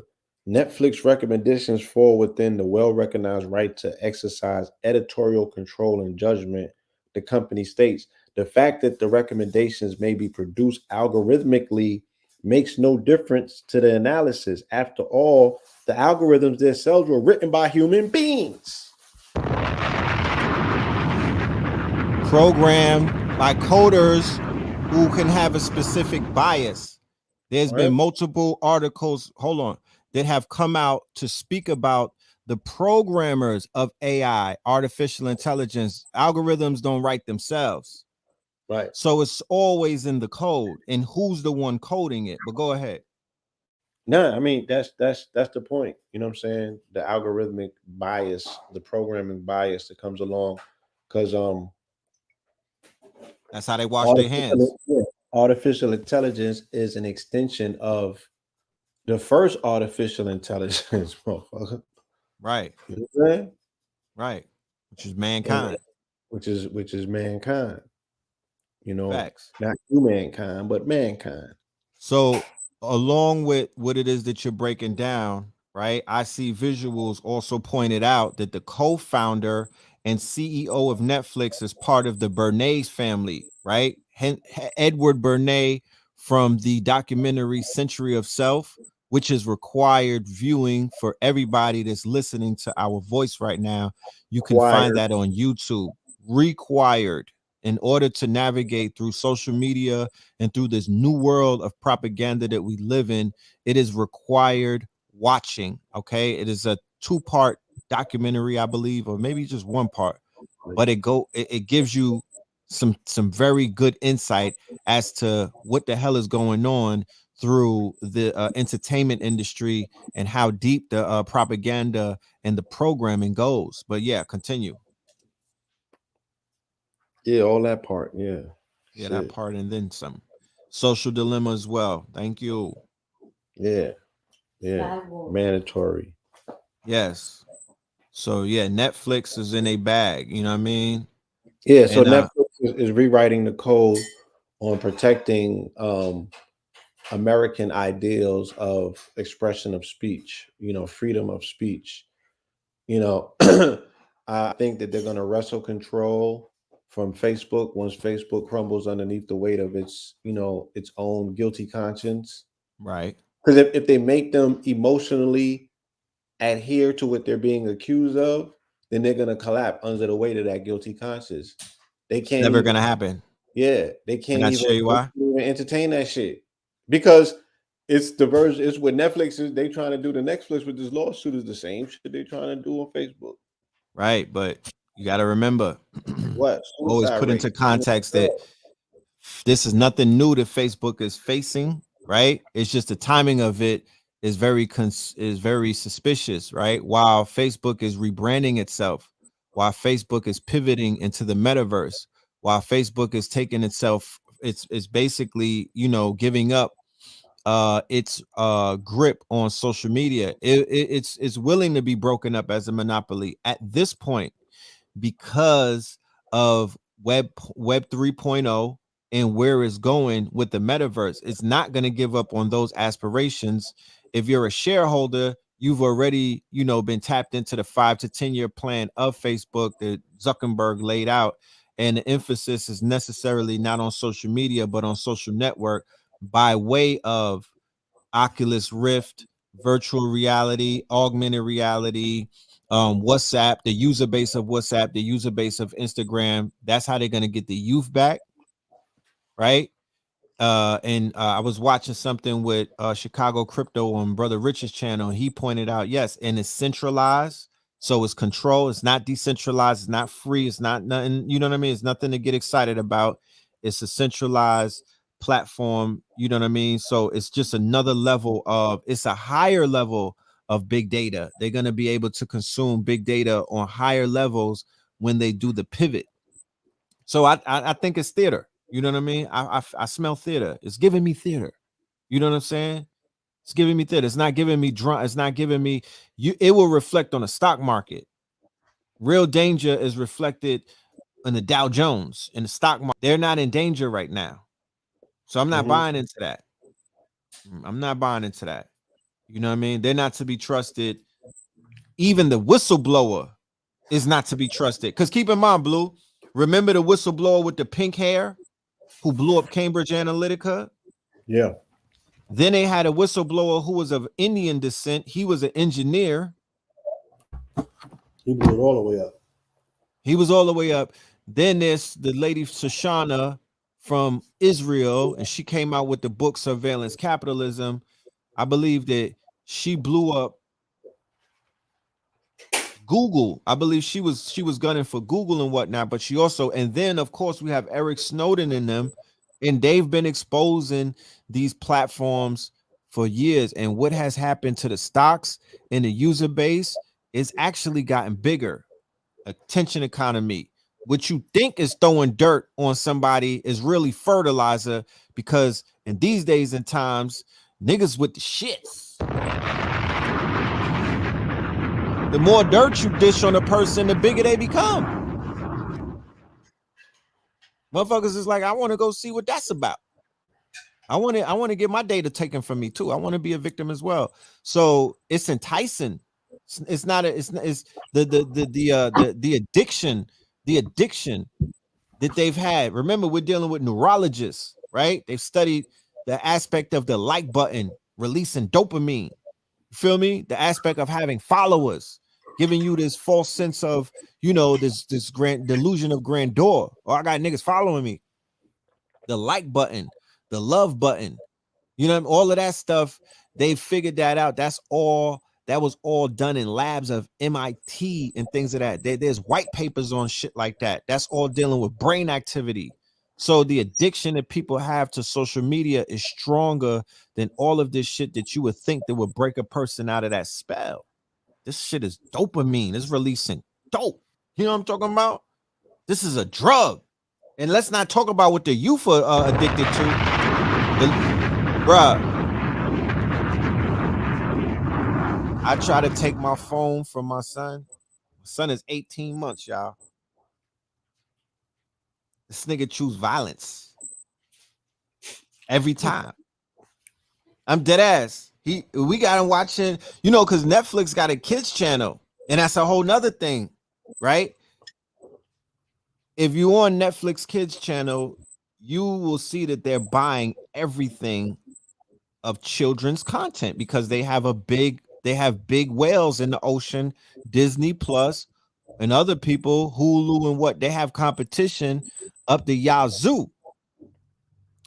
So they're buying up content. They have to buy content up because they have to fulfill their quote unquote, and they you know, Netflix, if people don't know, Netflix has been in the red since their inception, damn near.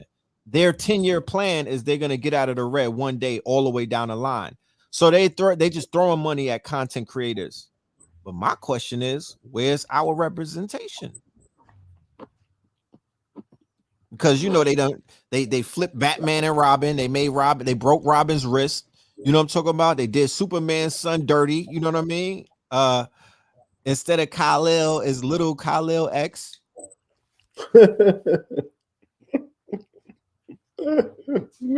And then what do? We like, oh gosh, they flipping the characters, they making them alphabet soup. But it's like, cool. Once again, the question remains, by you reporting it, are you taking away from the momentum of it, or are you adding to it? Did you make this shit blow up like niggas did for Lil Nas X? All of that, he's a troll, and all of the attention that Little Boozy and everybody else gave him made him bigger than life, right? Or are you like, yo, you know what? I ain't having it. I'm gonna write the character that bodies him. I'm gonna write the character that's the polar opposite of him. I'm gonna write the character, you know, I'm gonna create something that, to me, is the most effective combat or counter, the countersurgency, right? That you could draw up. You have to create. You have to be in the field. You got to be able to play the game before you start talking about what it is and all of this shit. That means nothing anymore. That's not gonna stop the motherfucking train.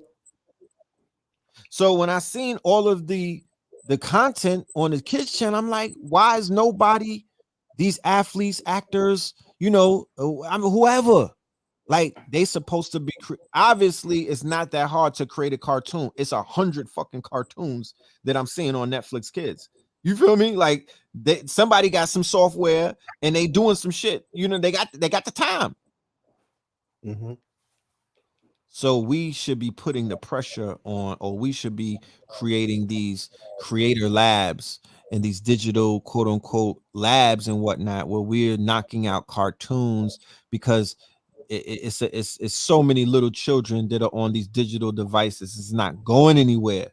They're not gonna put it down.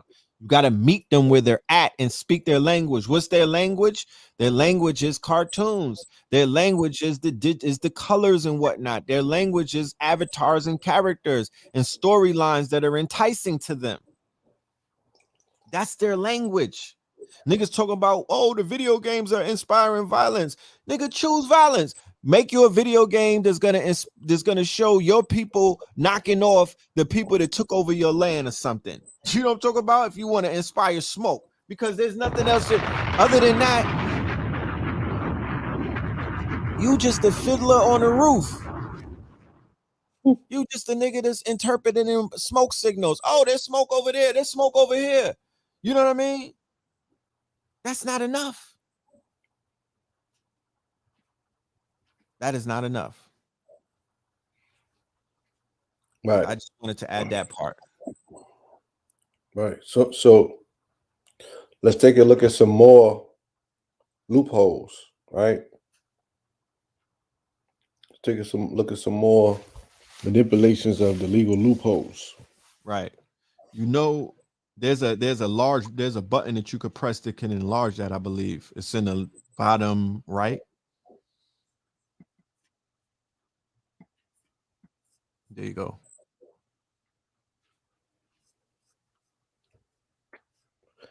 California court rules vegan creamery has First Amendment right to call products butter and cheese, right? Everybody got a right to call themselves what the fuck. But you can't call yourself a Moorish American. A Muslim. You can't call yourself God. You can't call yourself. They wouldn't even let somebody name their children that. They blocked in court.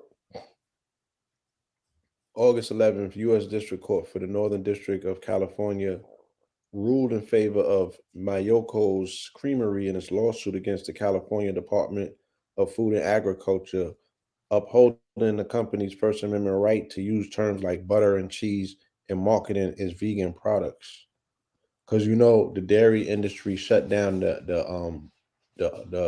oat milks, the almond milks, coconut, you know, them different companies that wanted to use milk in their title. Oh, word? Yeah, they shut them down. Wow. Because they like, almonds can't make milk. Yeah. They're saying it's juice. false advertisement. Yeah, they was using semantics. And it's like, it's fucking with their bottom line because people is, you know, oh, I'm going to get me some milk. And it don't be, oh shit, hold on, what happened? Okay. I see the drippage. I see the drippery. I mean, you know, we'll go into this segment real quick because Spirit wanted me to talk my shit. It's like, talk your shit. So, you know, hold on. We got Punjabi Hope. I'm focused. Young Hope, you heard? Yeah. Baby, what's my name? Go tell these people what my name is, baby. What fuck is y'all talking about, nigga? Wait, what you said? Abu Dhabi is Abu Papi. Abu Papi. That's what I'm talking about. Bang, bang, bang, bang. You know what I'm saying? I see the drippage. Yeah, so this is almond, this is coconut milk compared to dairy. What's dairy? That ghouls and that goblin and that ghost shit that y'all be doing on Halloween. What's dairy? Right. Vampires with the trickles of the blood going down the mouth. Right? What's coconut and almond milk? Dressing up in the regalness of your ancestors and taking that day back. Because if you can't govern the realm of the underworld and the dead, nigga, you have lost everything that it means to mean motherfucking black. Yeah, black means death, nigga. You are the right? You govern the underworld, right? The star is the perfect black. You are children of him, right? If you say that that's what you come underneath, but you don't want to go nowhere near the shadow, nowhere near the dark, nowhere near that underworld scorpionic energy that just deals with transformation, right? Fertilizing shit, grow food, my niggas. Stop being so spooky. Facts. Right? The fucking God is in the gut, nigga, in the intestines. That shit looks slimy and gross. Especially when you get the fucking clean, nigga. Hold on. Somebody sent some shit to my inbox the other day and was trying to body the shit. They was like, yo, God is in the guts, God is in the intestines, and the ancestors was eating tripe and chitlins, nigga.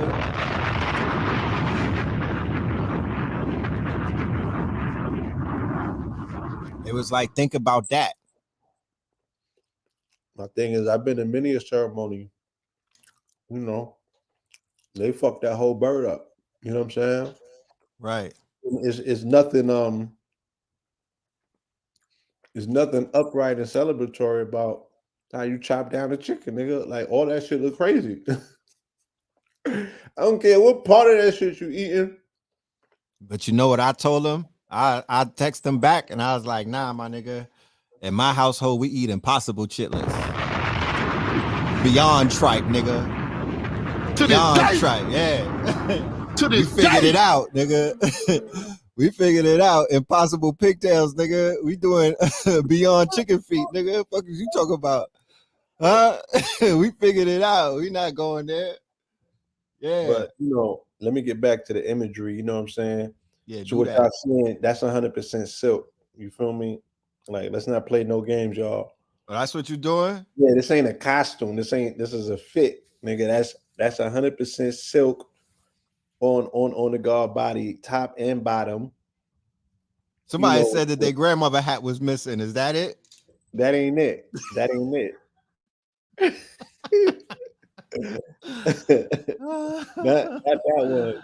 I mean, I didn't say it. That's my quadruplaid roped turban with the Mayotte feather peeking out of the motherfucking pearl swirl on the side.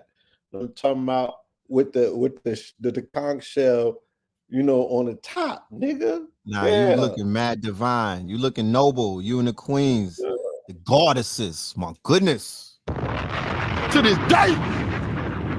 To this day. Come on, y'all. Conscious connections, y'all. Get your life. You know what I'm talking about? Get fellas, get your life. Get it right. You know what I mean? You see that sheen on it? You see that bump? I see that bump. That's not a lightning trick. That's No when starch, please.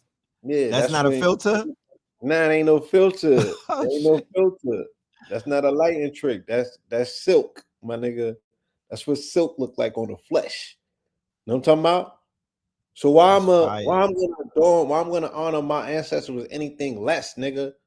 My ancestors motherfucking governed the Silk Road, nigga. What it look like though? Oh man. That shit is amazing. Talking Right? Indian spice. You talking real spicy.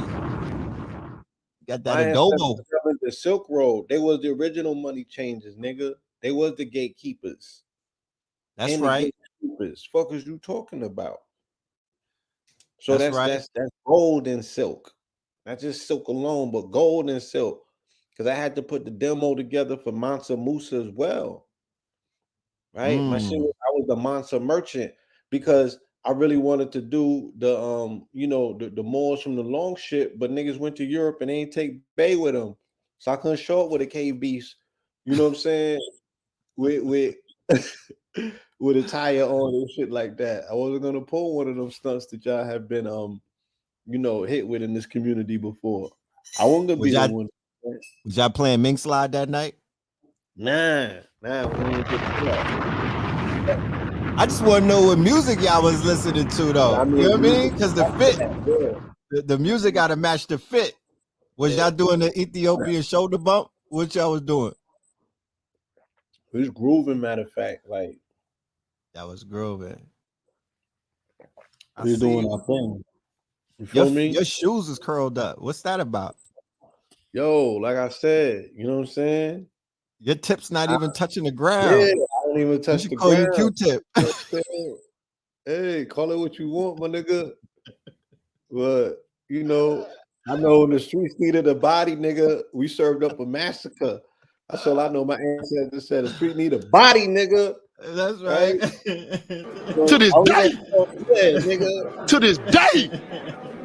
We got the body that fertilizes what's gonna become Halloween. And we calling that shit the Day of the Living Dead now because your ancestors is not dead. And they jerking you talking about the veil is thin, nigga. They're inside of me. You know what I'm saying? It's your blood thin. Fuck the veil being thin, nigga. Thin out the blood, because that's the crystal lake that your ancestors, you know, are embarked on your solar bark on, nigga. That is what the narrative said. A soul goes into the underworld and traverses the underworld through the solar bark. At night, nigga, he brings the sun down there. That's why I said I shine like the sun at midnight, nigga. Fuck is you talking about? Talk your shit. I'm just saying, man, knowledge is one thing. Apply that shit. It's supposed to look like something. This is the application of that shit, the manifestation of that shit. This is how you line it up. That's right. Goddesses, we got Pachi Mama. Why we got Pachi. Mama Raya, Talk so much shit, I need a tic tac. Talk your shit. Look at Bay. Bay with the sorry, with the fucking triple crown, nigga. We call bodies, nigga. Yeah, pick them up. Pick them up. Secret had the motherfucking, that cape had that shit like. That's like wings right there. Yeah, that look like wings. Let out daggers, nigga. Like you could really cut a demon in half, nigga. We were so clean, nigga. The FDA threw motherfucking, you know what I'm saying? They had somebody call you Silk the Shocker. Feel me? Silk the Shocker. They had to cordon off the premises, nigga. The FDA had the yellow tape the premises, nigga. CDC, nigga, it was too clean. Niggas came and investigated the absence of bacteria, nigga. That's how clean shit was up in there, nigga. What are you talking about? We all COVID certified, nigga. That's what I'm talking about. How, Sway? Take a few steps. I see the drippery. But yo, yeah, identity politics, right? I'm gonna bring it all the way back. You get to be who the fuck you say you are because all the rules is thrown out the goddamn window. So this is how I'm showing up every day. Address me as the Sultan, nigga. They can live in their imagination, but I can't. Fuck out of here. That's what right. The fuck Wednesdays? What the fuck? And normally I will apologize if the children is in the room, but I'm not. They need to know this, yo. You need to raise them with that bold declaration to know that all the rules seemingly are out of the window and they can retain the right to be who they choose to be, because that is what they are affording other substrata niche groups that have federal protection in order to exercise the expression of the shit that this country goes around the planet and turns people's countries into parking lots to enforce, which is a freedom of speech and a freedom of expression and a freedom of press, right? This is the bill of motherfucking that they sold y'all. And it's what you niggas are still engaged in the system, voting to this day and paying mortgages because you want to stick around to see this shit manifest. Well, now it is being challenged, right, by an interior, threat. They are attempting to subvert these American values that we call our own. I don't give a fuck if you say that you don't. You lying to yourself, right? I ain't gonna let you lie to me, nigga. I know that you more American than G.I. Joe. Because you got an option to go and you chose to hold on. That's a conscientious decision, nigga. Right? The beauty decided to motherfucking marry the beast, nigga. This is a vow that you made to death do you part. You had every opportunity to scatter the globe and go where the fuck you chose to. You did. The millennials did. Right? The digital nomads did, nigga. What you think millions of people leaving their goddamn job for? You think they sticking around this bitch? They like, no, I'm leaving here. I'm on tour with Muhammad, my man. World tour, especially if they got the candy. They like, nigga, that's my global path. I'm a global citizen now. I'm part of the world. How many? Right? How many gonna be there? I'm trying to tell you, they're gonna have the membership has its privileges. How many gonna be there? That's my new sound effects. I gotta get my future shit. How many gonna be there? Because that's how people be moving. Like, yo, let's get off of the grid. How many people gonna be there? Don't worry about that. Whoever show up, it was meant to be. Hold on, let's go through this because niggas try to take shots to me for this. Hold on, let me play this. As the ambassador for Mount Kenya, every time I have to post about Black Panther being cursed for violating the secrets of the Holy Mountain in Kenya, I always get the same question. So I'm going to do a frequently asked questions video series on the website, blackpantherlawsuit.com. So comment your questions below in this video, and I'll make separate videos for all the good questions. Also, make sure that you do your research, starting with the interview that I did with KT the Arch Degree. Now, I've been warning the cast members for 3 years now, but for everyone who's just learning about the Black Panther violation, here's the quick version. Adolf Hitler and other colonizers obtained secret knowledge from Mount Kenya back in the day, and it ended up in the hands of the U.S. military, then to Stanley and Jack Kirby after they came back from World War II. Then they made vibranium in the Black Panther comic book with that secret knowledge, and of course the movie came out. And then when we contacted them, Disney's legal team got cocky with us, and then the chief Sears messenger issued a cease and desist letter on Black Panther 2 on October 26, 2018. Then on November 9th, he went to the national radio in Kenya and announced that if Disney produced Black Panther 2, then it wouldn't be nice, it would be very ugly. Ironically, exactly 3 days after that announcement, Stan Lee was dead as a doornail. Then 2 years later, Disney started recording Black Panther 2 anyway, and then Chadwick Boseman died. Then Letitia Wright gets injured almost the same day that Chadwick Boseman died, and then 7 weeks later, Dorothy Steele dies. BlackPantherLawsuit.com. Claude. So I know people was upset about that. Yeah, they was shooting at me, right? And it's cool, you know what I'm saying? But then Shaka Bars, of all people, and shout out to Shaka, I'm not saying he took a shot. He just said he do know that Black Panther is a movie, right? And I'm like, I hear you, my nigga. But of all places, I was in Orlando at the moment that I read that message. Right. So I'm like, bro, what does that mean? Like, these niggas is living in a simulation. I'm like, a whole fucking corporation controls a city state. Nigga, the whole Orlando works for Walt. Nigga, like, he ain't even here. There's a glow. Yes, nigga's frozen for 55 years. He about to thaw out in December. Facts. Come home to teas, nigga. You coming home to some teas. Nigga, his shit is big meat times 55, nigga. He ain't coming home to Billy's, he's coming home to Trilly's. He coming home to teas, nigga. Right? Yeah. So I'm just like, nigga, Scarface ain't real. That ain't stopping these niggas from imitating Tony Montana. Superfly wasn't real. Superfly was these niggas went and got perms, start sniffing coke. My father said them niggas walked in the theater with dashikis and left out with motherfucking cocks, nigga. Butterfly collars. Butterfly collars, nigga, was a rap that bodied the movement. Fuckers, you know what I'm saying? A movie, right? A movie. Godfather wasn't real. Niggas is templating their entire empires behind that. And of course, overall, in certain sectors, based on who you ask, Jesus Christ ain't real. But that ain't stopping global fucking religions from dominating this planet in the name of a farce. So I said, look, Wakanda's real in terms of it being the spiritual creative force of this land. It's an entity that is based on this particular land-mass. To this day, right now, Wakanda. To this day. To this day. To this day. The priests of Pantera is where the Panthers come from, are in Central and South America, right? And then you go into a later or a deeper understanding of even Yeshua, or who they call Jesus, and him being a priest of Pantera. Then you would have to go and read When Rocks Cry Out by Horace Butler to make sense of all the shit that I'm talking about, where he's showing you explicitly that the majority of them stories that they talk about in them books took place over here, and he got the receipts in the Americas.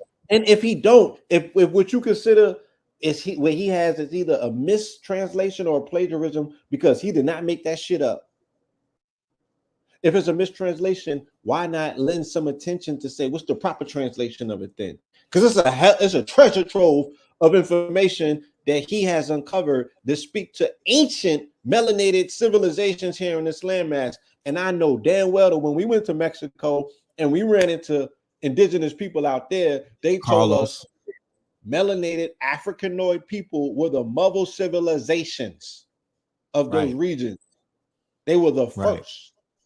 Facts. And the first seems like a pretty long time, right? That you get in the rock in paradise. And these people have been on boats since the BC times, but these people over here was in hidden paradise with so much gold that the shit was kicked around in streams. It's like, wouldn't this be the blessed land? How did God leave this shit up off the map to tell his children where to go? Shit don't make no sense. Facts. But And when they're you come pointing over out, here, they got all of this ancient Hebraic information over here as well. How, Sway? right, Proto-Hebraic languages, proto, right.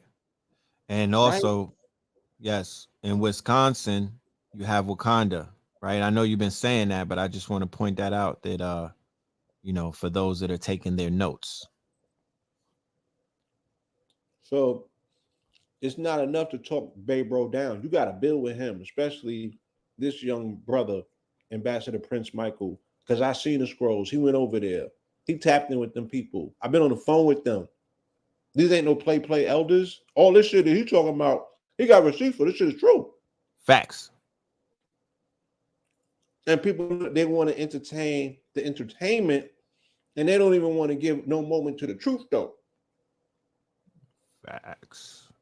And he told me this hammer was going to fall in 2018. I ignored. No, I'm not going to say that.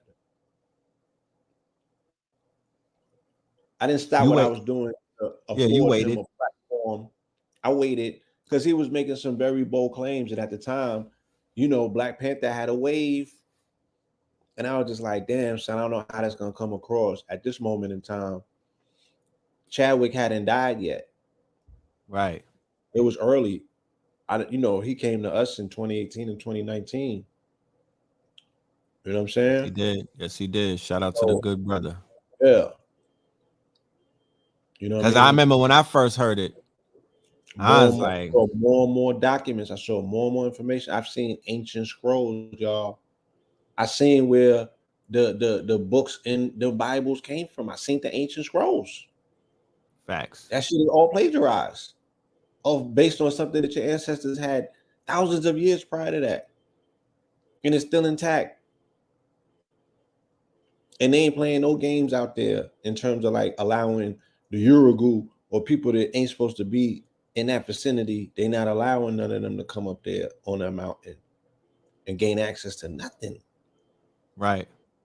So, you know, I would not turn my nose and turn my back to everything that we hear, even if it comes across as fantastical or it disrupts your emotions, because you can't wait to cosplay Black Panther 2 when this shit come out and become a wave and you can be black again for a weekend. Like, cut it out. Convenient Africans is what AA calls it. Africans is what I call them. Africans. How, Sway? Take a few steps back to go. You ain't got the answers, man. You ain't got the...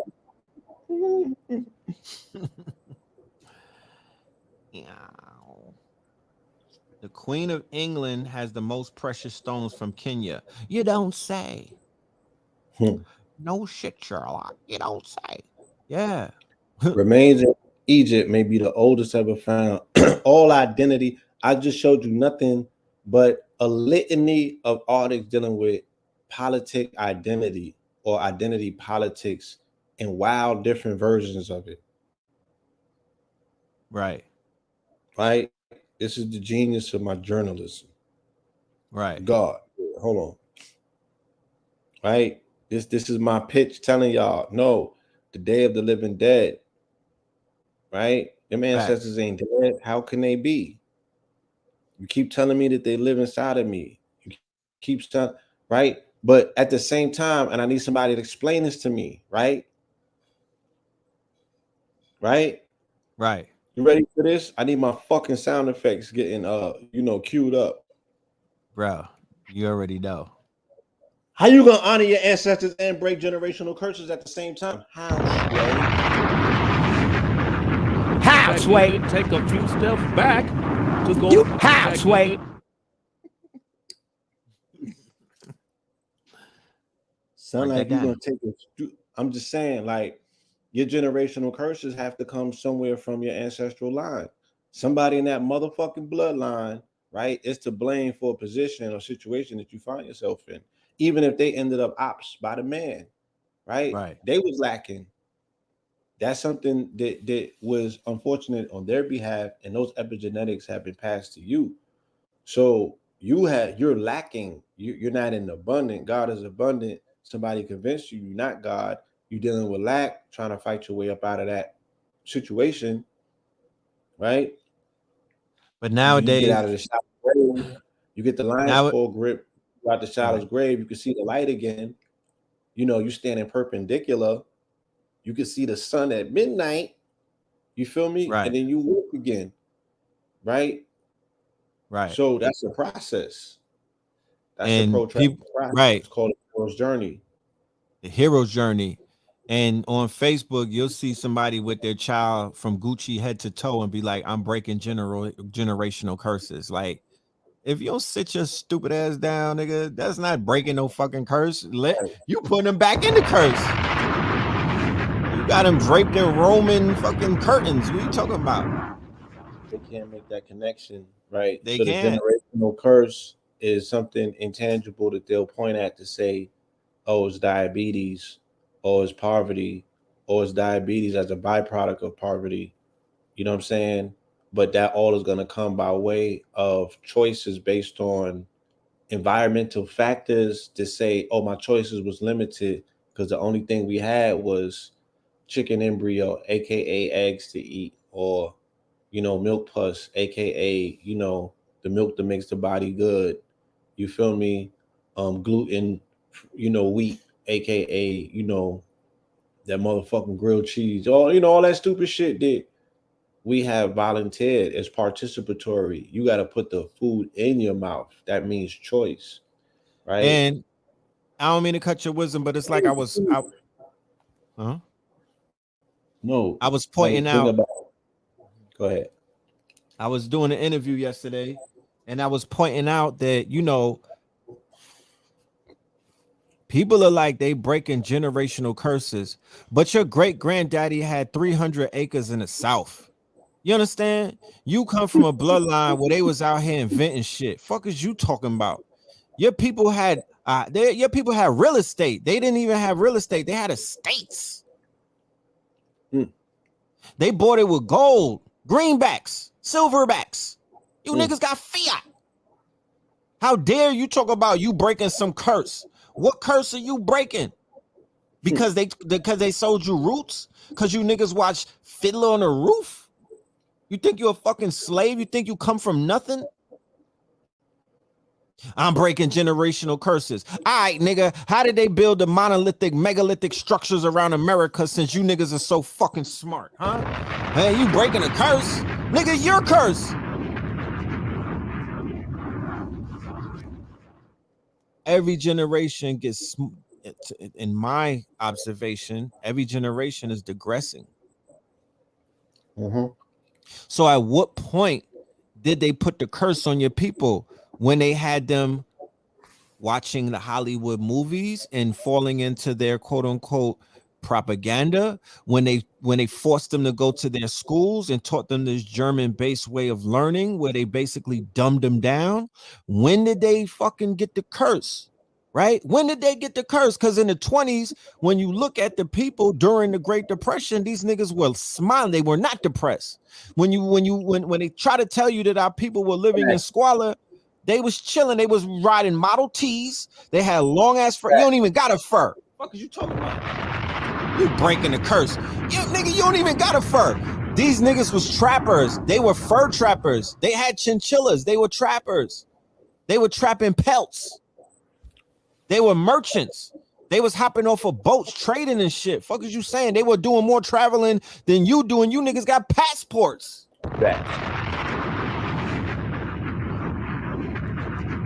I'm breaking a generational curse.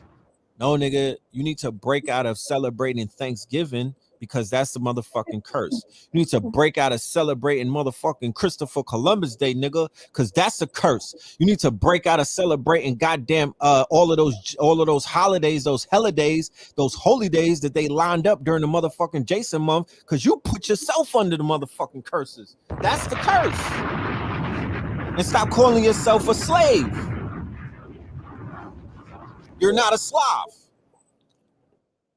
All that smoke. Right on time. there. But we do have black people that get on the radio every day in white-owned companies, white-owned stations with white-owned sponsors that play the role of hypersexualized, hypercriminalized male. I asked these advertisers, hey, I've got hundreds of songs a day that celebrate killing animals. Will you put them on your station? They said, no. I got hundreds of songs a day that talk about assaulting women and abusing kids. Would you put them on your station? They said, no. I said, I got hundreds of songs a day that talk about murdering blacks. Would you put them on your stations? They said, well, that depends. Depending on what? Who it's by and who it's branded for. If we can get black folks thinking about it, we can brand for our youngest black audiences. I think there's money to be made. I think there's American appetites to see these people that way. I said, how can you see that? They said, well, look, it's what these artists know. It's what they, black people, create. It's, matter of fact, our surveys say it's what they want to hear, which speaks of a sickness. How do we live in a society where somebody says, you know what, I'm inspired to write a song that celebrates murdering another person. And then a person says, I'd like to put that on my station. Another person said, I'd like to pay for it. And then there's people out here in the audience that go, I'd love to hear it, as long as it's black guys. Because even white people buy rap music, buy this type of stuff, because we know that when we want to hear about killing each other, we know who to turn to for that type of inspiration. We call it out. Buy more rap than black people. Yeah, but we're very careful to turn it down at the stoplight when other black people are there. Why? Because we know we're just pretending. For them, it's more authentic and real. I always ask the companies, what about your name? What about your brand? What about your value? And the largest radio company in the world said this: it's okay that we only have drug dealers on our black youth stations. We have murders on our black youth stations. We support black charity. We give out water at Martin Luther King parade. I think we've got it covered. We've bought them off.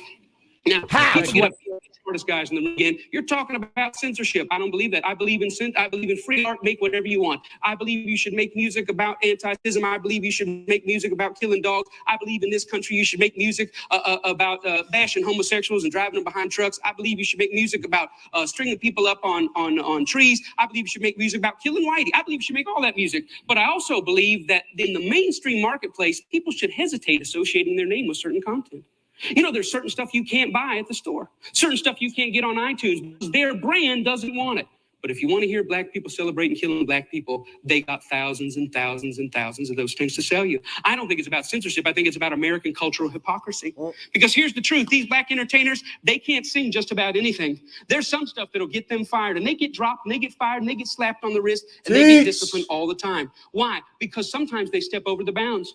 A very famous case is what happened with Rick Ross. Rick Ross is the Mammy Two Shoes, one of the many Mammy Two Shoes of our day. He's a black entertainer in a world carved out for him, in a role carved out for him by white entertainment companies. And one day he talked about, in the middle of a song that celebrated doing drugs and killing blacks, he made a reference to date rape. And when he made that reference to date rape, that set social media on fire. That got 100,000 petitions in 24 hours. Hey, buddy, date rape is no joke.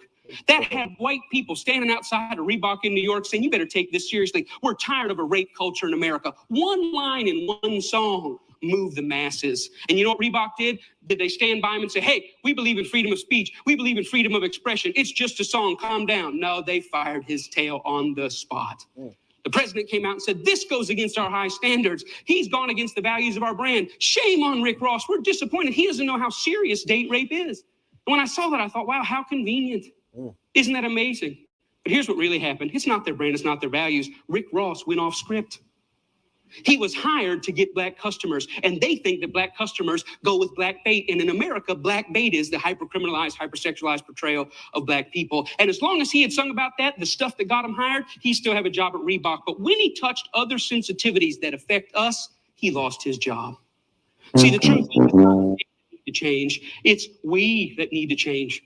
We created the lies. We created them for our profit. We own the companies. We own the record labels. We own the advertisers, and we keep putting it out. And it's this that's got to change. I thought about it. You know what? I wonder if White Mike could get anybody's attention on this. So I stood outside of a Walmart, and I said, hey, I don't think killing cops and killing blacks is very cool. And you know what? It only took 7 weeks of Mike standing out there, and they wrote a letter and said, yeah, we don't think it's cool either. We're going to pull our name off of that. The largest retailer in the world had never considered that maybe their commercial shouldn't be right before or after a song about young black men being gunned down. And I realized this, that black murder is normal, but it should not be. And I realized the importance at the coffee table, at every headline, every pastor's gathering, every family gathering to say, you know what, these black lives matter. It's not just another black kid. These are human beings. I'm doing my best in every way, shape, and form. Talks like this everywhere I can go to say, you know what, I was born in a world where black murder was normal. My kids were born into a world where black murder is normal, but I don't want to die in a world where black murder is normal. Am I 5 years or 10 years away? I don't know, but I'm screaming as high as I can. Let's feel this pain and let's lift our voice to tell the lies. They are not criminals. They are not deviants, and their lives are just as important as ours.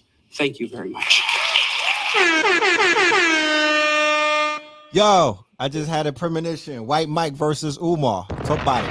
Versus. You looking for an opponent? Versus. To this day. To this day. And I was about to say something that, you know, I don't want to live to regret this, but it's like, you know, we outside of RZA and a few other people, I don't think that the black leadership, youth base especially, is putting the words together, the perspective. You see how he married that perspective to passion and propagandized the fuck out of a bunch of different things real quick. You feel me? Right. Yeah, like there's too much ammo. There's too much. Like you can't just you know, Dave Chappelle is gonna be the right. unsung hero with this when it's all said and done. Look, he did that in Jacksonville. Yeah, this was done in Jacksonville too. No, that's what I said. He did the TED Talks in Jacksonville, right? That's almost the poetic justice in that. And I'm sure when he did this, I saw this a few years ago. Now look at the Jacksonville murder scene. Now look at the Jacksonville rap scene with Fulio and all of this, Ace Youngin and all of that. You know, shout out to my guy Nardo Wick. You know, look at the drill scene in Jacksonville. Look at what's going on in Duval. You know what I'm talking about? Look what's going on with Kodak and them in Pompano, Pompanot, whatever that is. Look at that. And I've always said this, right, to show you the hypocrisy of this quote unquote First Amendment and this fake ass colorable, you know, government that we're in is completely with the agenda that White Mike just painted out. If there's a war on terror, could Universal and Sony signs a Taliban rapper that was living in a cave in Afghanistan with a mean 16 bars? Talking about popping tops of the American soldiers. There's a war on terror, mind you. No, that wouldn't fly. So you mean to tell me there's been a war on drugs for over 40 to 50 years and whatnot, but Universal and all of these record labels who have stockholders and stakes and whatnot, all they doing is signing drug dealers. But there's a war on drugs though. Yeah, open drug dealers. Open drug, yeah, open. Because they ain't trying to hide from them folks. So does that not make you complicit? Once again, how can there be a RICO indictment in the record label who now has partnered, right, with the criminal organization, with the criminal right, the gang, right, and gave them funding? They funneled it, right, through you know, means of cutting checks for, you know, per diem or advances or whatever, what have you. They still doing business with a known criminal organization, because the premise on them signing them has to be the authenticity of their gang affiliation. So they all glamour talking about, yeah, these guys check out, they're the real deal. You know what I mean? We can't wait for the album to come. We going in this motherfucking radio junket run, you know what I mean, and getting all of the DJs on board. They BMFing this shit. And look, like I said, I met BMF. I mean, I met Misha a few times. I was there for the BMF era. Same was you. I interviewed the brother, got a classic one in the can. But I'm like, the way that they are finessing his story, I mean, in the way that 50 has a calculated way of making the anti-hero the hero, bro, I'm like, this nigga's gonna come home and be, you feel me, bigger than life. Like, he's making this nigga look more like more stupid than Superman. This nigga's Rambo, big Lil Meech. They got this nigga like Rambo. Yeah, like I don't think they're gonna get to Miami to the 3rd or 4th season. Like this nigga's his body count, Right. And his son is killing it. So it's like, nah, he's gonna be the true and living El Chapo. Like, son Right. is gonna But charge his life. exactly. But one of Like, the so things that we could the say, power dynamic and the way that it culturally is shifting, you know what I'm saying? It's a very interesting dynamic that we're bearing witness to. And because of facts. that, it's like, Hold on, we gotta play our BMF drop. We gotta play our Big Meats drop, man. It's so only right. Huh? yeah, let it rinse. We gotta play our BMF drop. Listen, y'all, hold on real quick. Health, wealth, and knowledge is self. This is Big Meat, and you're listening to Know the Ledge Radio. Big shout out to the Red Pill and Blue Pill. Hold on. Health, Come wealth, on now. and self. This is Big Meat, and you're listening to Know the Ledge Radio. Big shout out to the Red Pill and Blue Pill.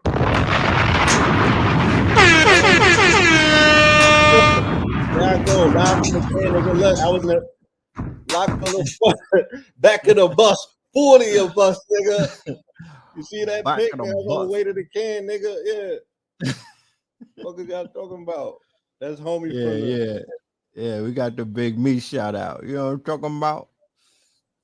But that just goes to show you that we got faith that the brother will come home and he will tap in, you know what I mean? And he will make things right because his influence is, you know, he got more influence than the rappers at this point.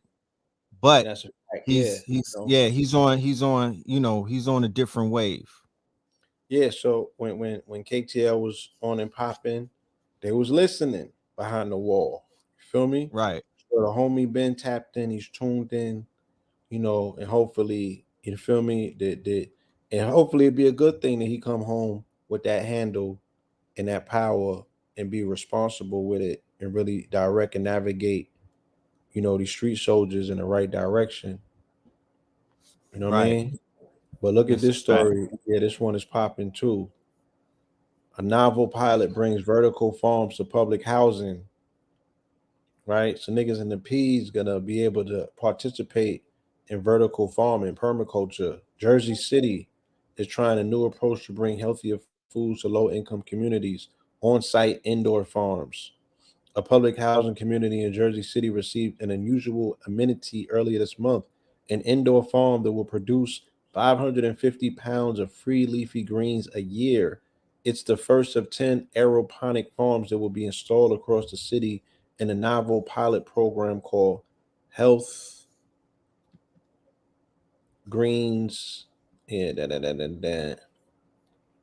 JC that aims to tackle food insecurity by merging technology, education, and food access. The program, which will provide a total of 19,000 pounds of free greens to eligible city residents in its first year, aims not just to bring healthier food options to low income communities, but also to better educate residents about nutrition and healthy eating as a starting point for a healthier Jersey City, said Stacy Flanagan, Jersey City's director of the Department of Health and Human Services. Healthy Greens JC, which will add other farms at housing, education, and community facilities across the city, is the nation's first municipal vertical farming program. But other programs are bubbling up to pair affordable housing and farms. Right. Right. Look at that. Rows of plants secured in a reusable cloth made out of PBA free post consumer recycled plastic are stacked at the Aero Farms facilities in Newark. Look at this. Imagine if this whole row, you feel me? You just had kale, microgreens, Swiss chard, you know what I'm saying? All sorts of greenery, just rows of this shit.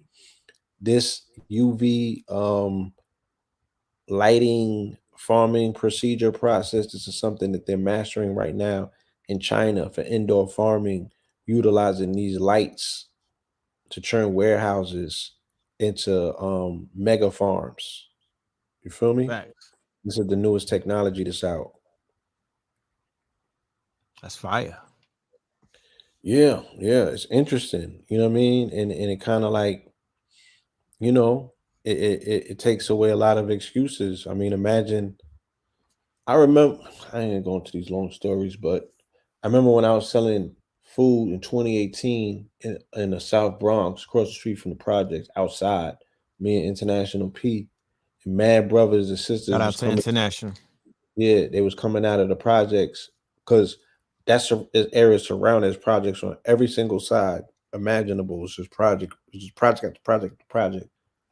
And the homies was pulling up, and this was before Nipsey, so they was on a vegan shit and a Seymour shit, hard body in 2018. And the Right. homies was pulling up. They wanted kale, nigga. You feel me? They was Right. copping that shit. So I'm like, this is something that's foreseeable. I can see this in the projects. We're gonna have to do for self. So this is a wonderful opportunity to make an observation of a solution that's available now. What about the Jersey, people who? What about the people who would, they're kind of against? They want sun. They want it to be grown under the sun. then they got to figure out, some greenhouse alternatives.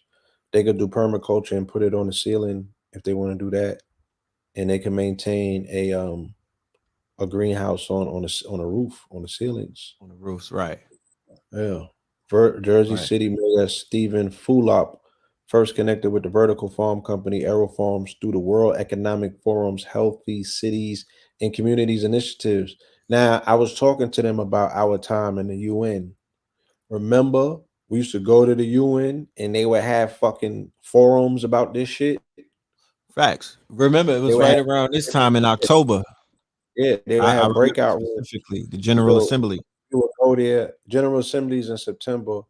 In October, they would have like the NGOs come, The and they would NGOs have were pulling mad up, right? different breakout rooms and mad different sessions.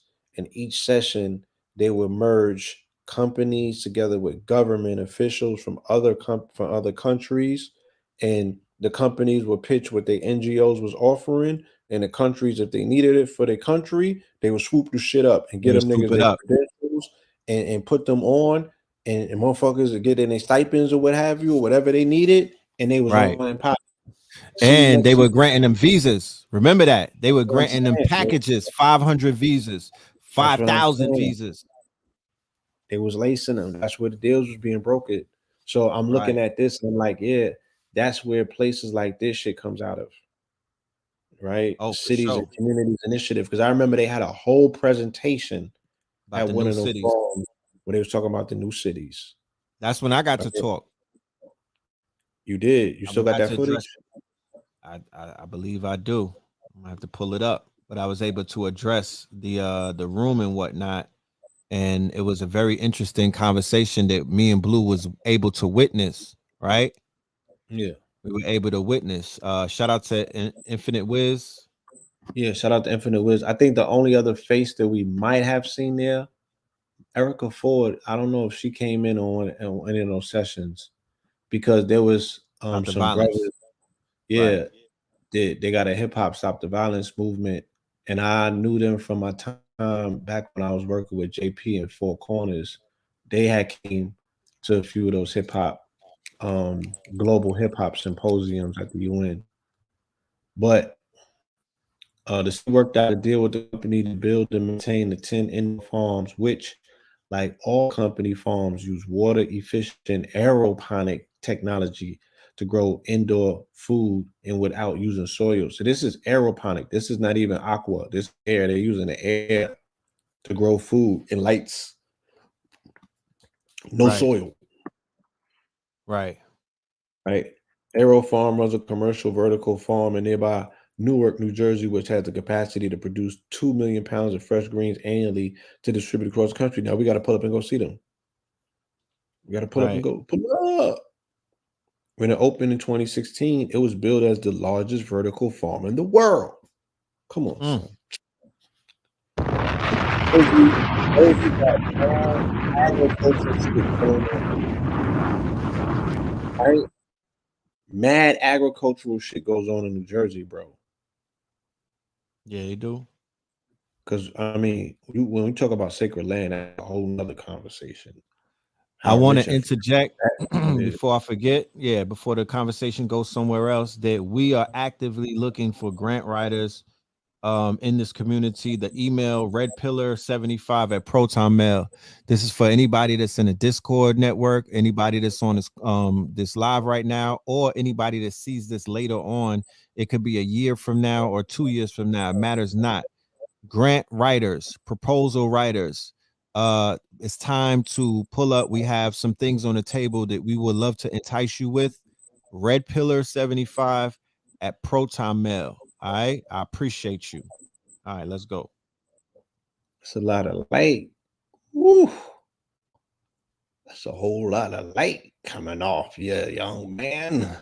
Yeah. Whole lot of light. A whole lot of light. My nigga's kidded. Trippy. My nigga regalia. Got the regalia going. Regalia. Look at that, man. Beautiful, ain't it? Yeah, that's a tunnel for real. Portal. Peaceful portal, man. Jesus. So yeah, is that in Philly? Is that the with Ross Bemby breaking down? I don't think so. Okay. You know what I mean? Okay. But yeah, mine them still blocked, you know what I'm saying? So we had to come over here and give y'all some of that fire, some of that Phoenix fire. You feel me? It's Scorpion season. We got to turn up. Scorpion season. You know what I'm talking about? Yeah. So if y'all in Atlanta, Revolutionary Healing, save the date. November 21st, we are calling out vendors and performers. The next week after that, we got Alter Candy as well. So it's going to be jam-packed in the A, man. Events back to back to back to back. This is the second annual Friendsgiving event. We're going to have this out at the Your Faith Farms. You was there last year, Red. Lit. Yeah. Lit. Let's bring the queen on, please. I did an IG live with her, and I seen it. I felt real good. I made it my business to go and catch this Revolutionary Healing that she just did, you know, because I caught y'all on live, and I was like, yeah, let me make sure. Oh, you tapped in? Yeah, I had just happened to be there. Dope. You know what I mean? So that's it for the news. Like, I have more news tomorrow. I just really wanted to, you know, show the family just all of this connecting news in the realm of identity politics, how many different ways that you could flip that coin and still look at the conversation taking place around it. They are redefining everything. And when you redefine something, you repurpose it. Because design, you know, design form denotes design, or design denotes form, A, B, and C, X, Y, and Z, right? So when you reclassify something and you redesignate something and you change the shape and the form of something, then you are also altering the function of a thing. That is true. So just beware, you know what I mean? And the first rule of propaganda in warfare is what? You shit down your opponent, right? You demoralize and you change the whole energy on their name. Right. You make their name taste like ash when you speak it. When you speak it. See me, be that is, I that is, G whiz, motherfuckers. Stay in my biz. Yeah, so yeah, let's leave that. Yeah, that's where it's at. You know, niggas get your shibs up. You feel me? Sheep. Talk my shit.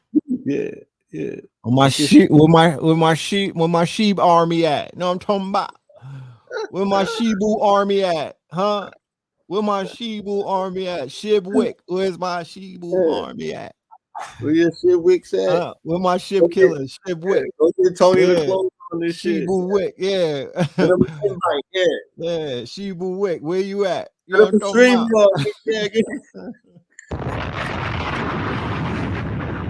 Y'all stop playing with me. Ain't got bass in his voice. Go ahead, nigga. Yeah. Y'all stop playing with me. I'm talking about. Yeah, we was talking to you we was talking to you all through this. Yeah, all through 2021. You know what I mean? It was like, get your shibby up. You know what I'm saying? Along with other shit coins. But let me remind you, shit coins, shit is fertilizer. Things grow out of shit. Yeah, shit me down. I want the shits. You know what I'm talking about? Don't ever let nobody say something. Oh, the shit coin. Yeah, nigga, hold this L. You know what I'm talking about? Hold this L. Smoke that. Yeah. All of the people who listened attentively, you know what I'm talking about, who didn't question, you know, our calls and whatnot, they paid attention. You feel me? They rode the wave. Salute to everybody. You know what I mean? If you niggas got an extra Lambo, send that. You know what I'm saying? Send that. Send that. A lot of people is hurt. I get it. I wrote a bar about it. You want to hear it?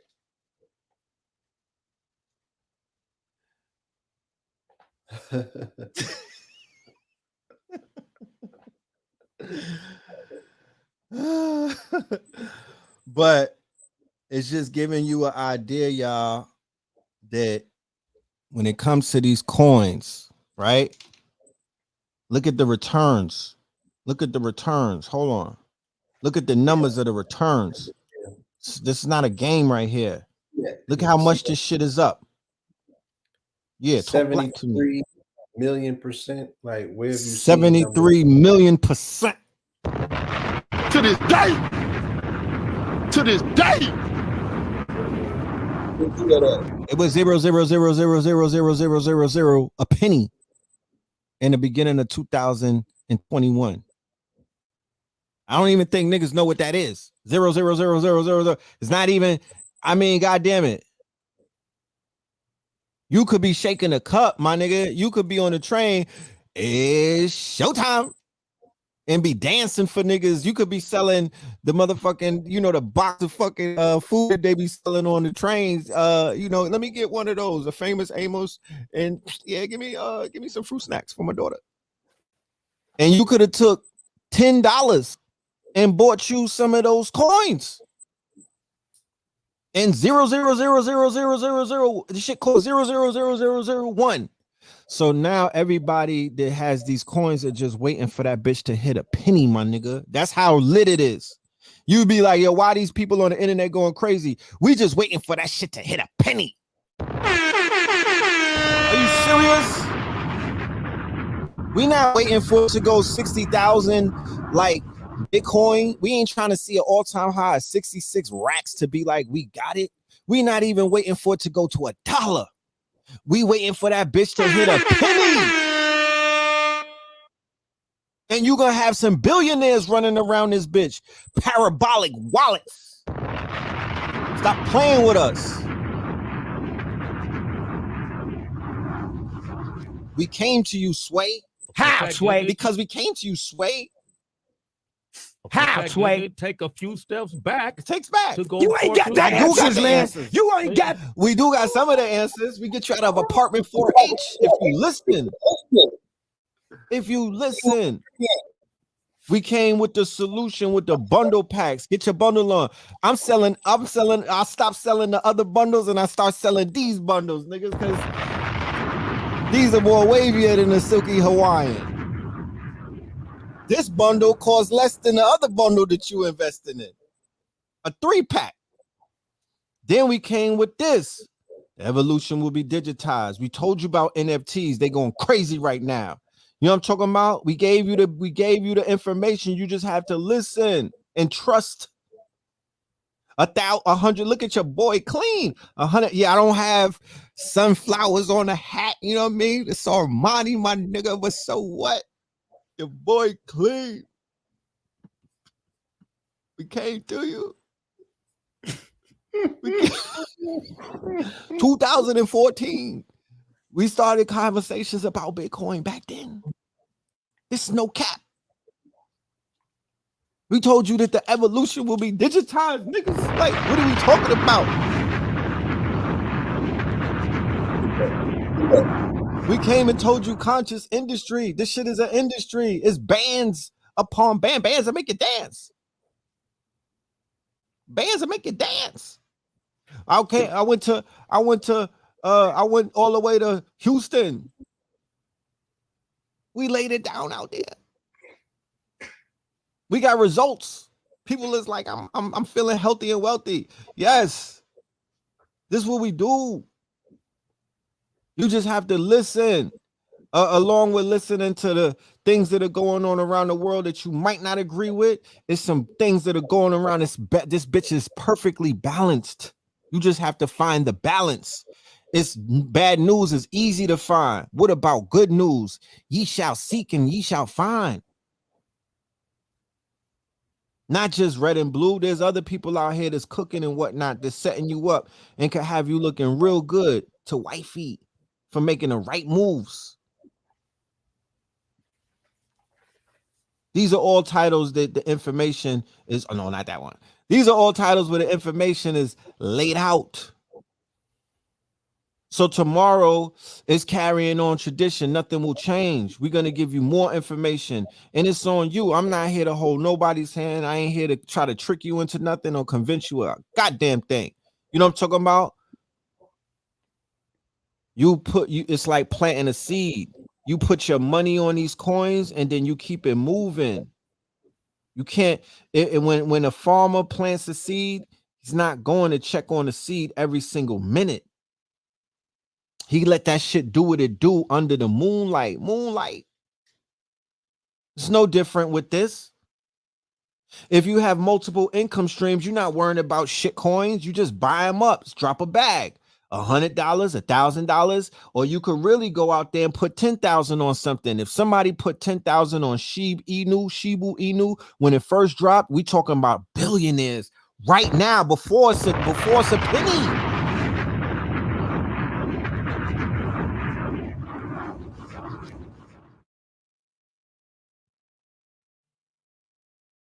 I want to give a shout out to Derek Grace.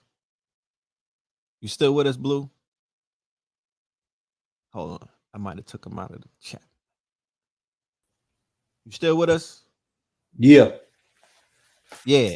So yesterday, me and Blue was invited to Orlando to participate in our good brother, one of our fellow paradigm shifter alumni. You know what I'm talking about? The good brother Derek Grace. Now, if you're not familiar with Derek Grace, you might stumble upon his material or his content and be highly offended because of where you may be in your judgmental zone, right? But I got a membership to Planet Fitness, and it said I'm standing in a no judgment zone. You know what I'm talking about? And my dude, he does what he does, and he does it a little bit different than what the quote unquote what the textbook consciousness person does. But he's not just getting to his bag, he's getting to a whole bunch of things. So the brother has a TV. He has an independent TV network, an independent TV show and whatnot that he relaunched, because I remember that he had one before and whatnot. You know what I'm talking about? So I got invited and Blue got invited and we went out there and it was pretty lit.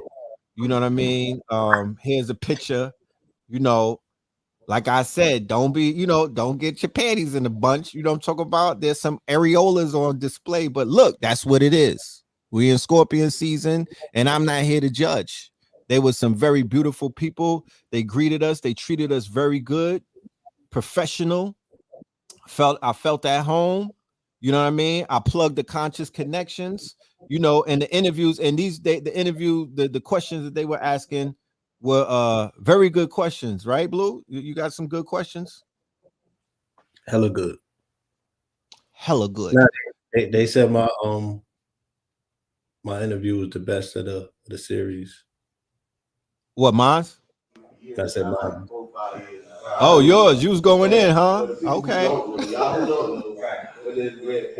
bonkers. So they was asking me, they were familiar with us from Dr. Sabi and our, a few things, but you know, we're introducing ourselves to a whole new audience. You know what I mean? We chopping it up, you know, with people who may have never heard of a Red and Blue because they're part of Derek Grace's universe or his network or his world, and he attracts people from a whole nother side of the equator. But I'm saying that to say that you know, for all of my content creators out there, you know what I mean? Salute to all of y'all. You know what I mean? Salute to all of y'all. If y'all want to build with us and do something, yeah, reach out. You know what I mean? Reach out. It's just it has to be on certain type of levels though. We're not just doing anything. We can't do struggle no more.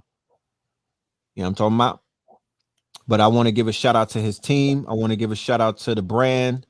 And you know, I just want to salute the brother for continuing to inspire, because I was inspired. I'm inspired by the setup. I'm inspired by everything that the brother's doing. I'm inspired by things that so many of my brothers and sisters in this space are doing. And you know, we feed off of each other's inspiration to be great. So yeah, that part. Indeed.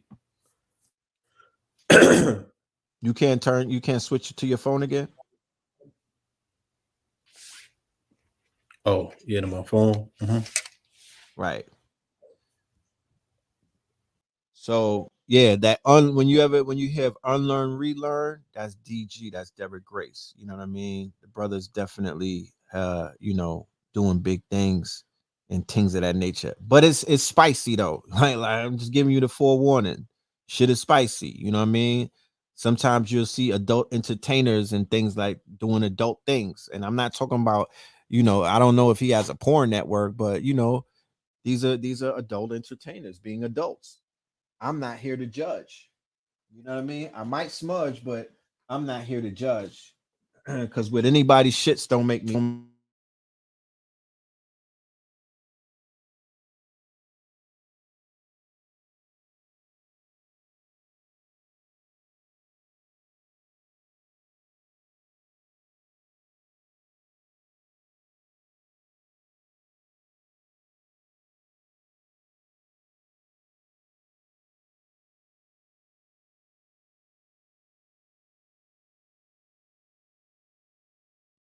I say that to say that we've started a conversation, right? We've started a conversation about the conscious connection. Okay. So that is something that we were going to be rolling out in the quote unquote Scorpion season. And what the conscious connection aims to do is to answer. It's to answer the not just the cries, but the calls that we hear throughout the community about brothers and sisters who not just want to necessarily meet one another, they want to understand one another. Okay. They want to have a better understanding about what women are looking for, these modern day sisters that are in this community, because I'm going to cater mostly to this community that I belong to, this network that I belong to. I'm going to focus on that. But people have preferences. So we might do an episode where a sister might want to talk about, you know, the love that she has for dudes in the hood. They might eat, you know, they might be jabbed up and whatnot and eat neck bones. You know what I'm talking about? I don't know. I'm not here to judge. We just here to listen and learn.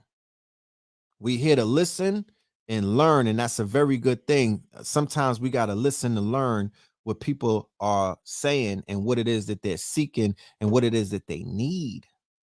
So as a Scorpio, that's right up my alley. I'm passionate about shit like that. And I'm willing to fulfill that role. So look out for Conscious Connections. That's coming real soon. We are also welcoming married couples, people that are in relationships, situationships, and all of that. You know what I'm talking about? We're going to be doing panels because what I aim to do is I aim to iron some of the wrinkles that are in the quote unquote fabric of our society, the gender war, this manosphere, but you know, all of these things. And I'm not saying anything negative about that, but there's solutions to like that. I took a little dive. I didn't go deep diving. I took a little dive and I was like, nah, Sway. I was like, how, Sway? Take a few steps back to go. You ain't got the answers. Not trying to, you know what I mean? I don't know if we're gonna, you know, that just it wasn't something that I was, that's not what I'm nah, I'm cool on that. Give me my name back. The whole red pill thing. I want my name. I mean, it leaves a very wide opportunity, to fill a vacuum, right? Right. And that particular vacuum is that people haven't seen relationships that are not necessarily perfect, but people are making it work, and you get to see that in real time. Yeah, right? but it's like what somebody has said about social media when Kevin Gates had the interview the other day, and he said comparison is the thief of joy because people are not putting their L's on social media. When you see people arguing, they're like, yo, take that off of social media. You're putting your dirt out there, right? But you could show people everything else. They want to see the good moments. They want to see the trip to, the what you was eating on your trip, girl, and all of this. They want to see the flowers and all of this other shit. What did he get you? You're supposed to broadcast everything, but when there's stress or when there's some type of, I ain't talking to shorty right now type shit, that's to be left out of the quote unquote curated space called social media. So people don't even think that couples have disagreements. People don't even think that couples are at odds. People don't even think that there's situations that come in between relationships when the honeymoon is over. So we just got to be a little bit realer about that. There's individuals that think, yo, I'm going to ditch my wife who might be Christian to get with a sister who's on her empress shit, and we just going to be floating on sea moss clouds. You dig what I'm saying? And they don't factor in that she might have, that all of that shit that they're looking at on social media, she might have more issues than the sister who came out of the AMC church. You know what I'm talking about? And that's something that should be explored, and that's vice versa for the men as well. Yeah, you got sisters right now twisting their locks and whatnot, and they in the kitchen, they whipping up, you know what I mean? They whipping up some sloppy Joe and whatnot, and they like, damn, I'm tired of cooking this nigga pork chops and everything. You know what I mean? What did I get myself into? You know what I mean? And then they on their phone and whatnot, and they watching Conscious Brothers going live. They watching Shaka Bars cut some fruit up and whatnot, and they like, damn, you know what I'm saying? I could risk it all. This must be the life, you know what I mean? Like, I want a nigga to spoon feed me some star fruit, you know what I'm talking about? I need a nigga to moisturize my hair for me. I want to get lathered in coconut oil, you know what I mean? But they not knowing everything that comes with that. Yeah. So we're going to have some real candid conversations. We're going to be very open, you know what I mean? I'm inviting a lot of the hitters that are in the community that they get a lot of traction and whatnot from both sexes. I'm reaching out to a lot of people and I'm getting good responses. So this gonna be big. Yeah, I mean, it's gonna be big. Again, it's necessary to have those conversations because people just take for just, you can't just think that these conversations have been had by people before. Some people never heard it. Right. These are just things that they could be like, oh, that sounds like something that I thought about, but I never heard nobody put it like that. To you, it could be something that you overlook because you like, damn, everybody know that, but everybody don't. Everybody hasn't been exposed, especially so many new people that have just come into this information. Right. Like recently. So, right. You should be repeating things. Right. And I feel like when you enter into the community, that's a component that's not there. There's not, I don't see a bridge where people are able to be social with each other. That's where you get this DM slide. You know what I mean? Everybody's in DMs. Everybody's doing shadow work, but you also doing shadow work. You feel me? There's no open air place where people could just build like in the dark. Yeah. Right. You know what I mean? And when there's no place, that creates suppression, that creates shadow shit, that creates hidden things and whatnot. When you put it out in the open, you like, nah, we congregate, we come together on these days and we kick it. You know what I'm talking about? We shoot the shit. Like we're very, and we not holding back. Like we putting it out there. You know what I mean? We putting it out there because we conscious, we not Christians. No offense to nobody that's in the church, but a lot of people took that baggage with them and they still are shamed when it comes to sex talk or when it comes to affairs of the heart. There's still a level of shame. You know what I mean? Motherfuckers is still cloaked in the church. I could smell it. Yeah, I mean that it was a I smell the traumatic. fish fry on them. It's a traumatic experience. I mean, based on the the mental suppression, that aspect of it, and they got to come out of that particular spell, right, and adapt to a whole new paradigm. And for some of them, it could be intimidating. For other than them, it's just foreign. It's just something that they're not used to. Right. And a woman is always gonna go for the security. So by nature, she's gonna gravitate towards what she's used to. That's the safe spot. That's the safe spot, right? So yeah, like what are you giving or enticing her with? This making her step in faith and take that leap of faith. You feel me? Facts. That's a fact. And that's how you can gauge your magnetism. Your magnetism is going to determine the validity of your movement. How far you going to ultimately go? How much magnetism do you have? Right. So so I look forward to what we got coming up. Like I said, I made this I made this shout out everybody that answered the calling. I appreciate every single one of y'all. It was more queens than kangs. You feel me? They were sending the gourd pictures. You know what I mean? Because of course, we have to we gotta vet, you know what I'm saying? We gotta be able to we don't want to promote catfishing. Yeah, I mean, that's a whole nother aspect of what's taking place. The fact that there is a large contingency of women who have really been about the business of building business and also building themselves up. So they coming through on big goddess energy. So it's also like the requisite is that it got to be a different type of god body altogether. Right, like right. You got to And have your shit together out in these streets. You feel me? that's a fact. And I when I was in the manosphere doing some of my due diligence, I had seen them. I saw they had like a survey, and it was asking when is women's prime years. It was a fucking eye opener. You know what I'm talking about? Because the majority of the answers that I saw was between 25 and 35. You know what I mean? And I don't know if I necessarily agree with that. You know what I mean? I'm still a proponent of fine wine. I believe in refinery and whatnot. So I'm like, yeah.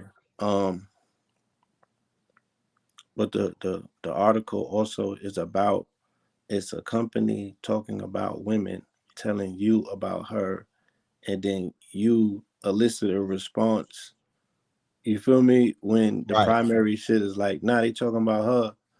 If she ain't saying it, you know what I'm saying? I ain't even listening. Right. So somebody said little God is deserving.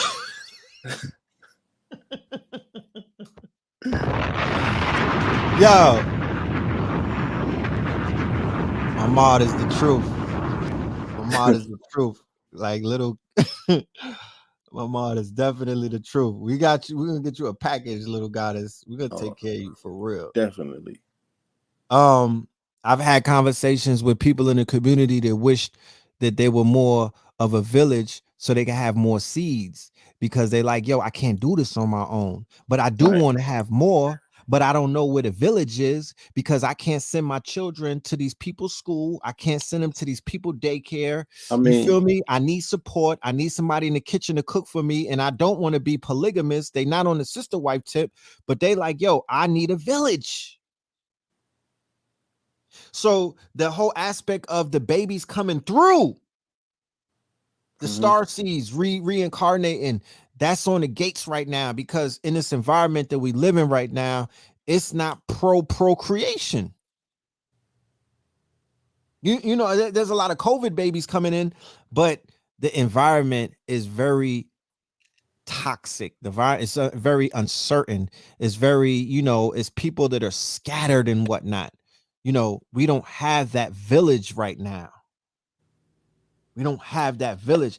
I felt that personally when I had, you know, I'm not going to even get into it, but I felt the whole aspect of feeling abandoned with no village. You feel me? And what that shit felt like, you know, having a child and nobody in the community giving any gifts. You know what I mean? One person gave me $20 and he wasn't even really in the community like that. Shit like that. And I'm like, here it is. I put on for this whole community. I don't even take sides. I rep for everybody. And the most important thing, when you become a parent, before that, you might not even realize what this shit means. But when you become a parent, the most important thing is I'm in a supportive environment where people are not just looking out for me. They showing through their actions that they care for my seeds that I just brought up in this bitch. And that's not what we have right now. That's non-existence and whatnot. You feel me? So it's like, what the fuck are we really talking about? You know what I'm talking about? Because people will point fingers and they'll point fingers to women that dress provocative and other things. But when I see they baby showers and shit like that and their functions, shit lit, nigga. You niggas need Young Thug as a friend. He out here giving out trucks and shit. Watches, chains. I mean, not only that. The knuckle drag is taking care of each other. That's what I'm saying. I made an observation at what people would consider to be quote unquote knuckle draggers. And I said, look at all of the headline gifting that they have done to one another, and the majority of it being tangible assets now. Shit that has 100 acres, values like land, 30 acres. You feel me? Precious metals, real estate. Come on, man. You feel me? Titles and shit. So I'm like, okay, this narrative look like it's changing. Right. And being they showing love. Right. Somebody's DNA is this is their expression. It's their love expression. Nigga like, yo, the whole family got houses. Everybody's great. Everybody's great. I don't even talk to them. Everybody's great though. Right. You feel me? And it's like, damn, niggas can't rub pennies together in this community and put together like one transitional safe crib. You know, you smell me? Somewhere for like we couldn't even have a green book like how they had back in the days where they showed you in Lovecraft Country and whatnot. The green books where you had every single state that you was going through in a chitlin circuit. There was somewhere that you could pull over to eat and sleep, a bed and breakfast. There was your peoples. We don't even have that. So we're going to leave that on this note. We're going to come back on the next What the Fuck Wednesday, and we're going to hammer a little bit more into these conversations that we brought up. We'll just leave that for you to think about. You know what I'm talking about? We'll leave that for you to think about. We're hitting the 3-hour mark. Please, because a sign of respect and a sign of y'all appreciating what it is that we do is when y'all leave a tip at the table for the food, for thought that was disseminated out here. Hit up that Cash App. You know what I'm talking about? Hit up that Cash App. Hit up that hit the like button, press buttons and whatnot. Hit them the same way I'm pressing these buttons, my niggas. To this day. Yeah, hit the Cash App. To this day.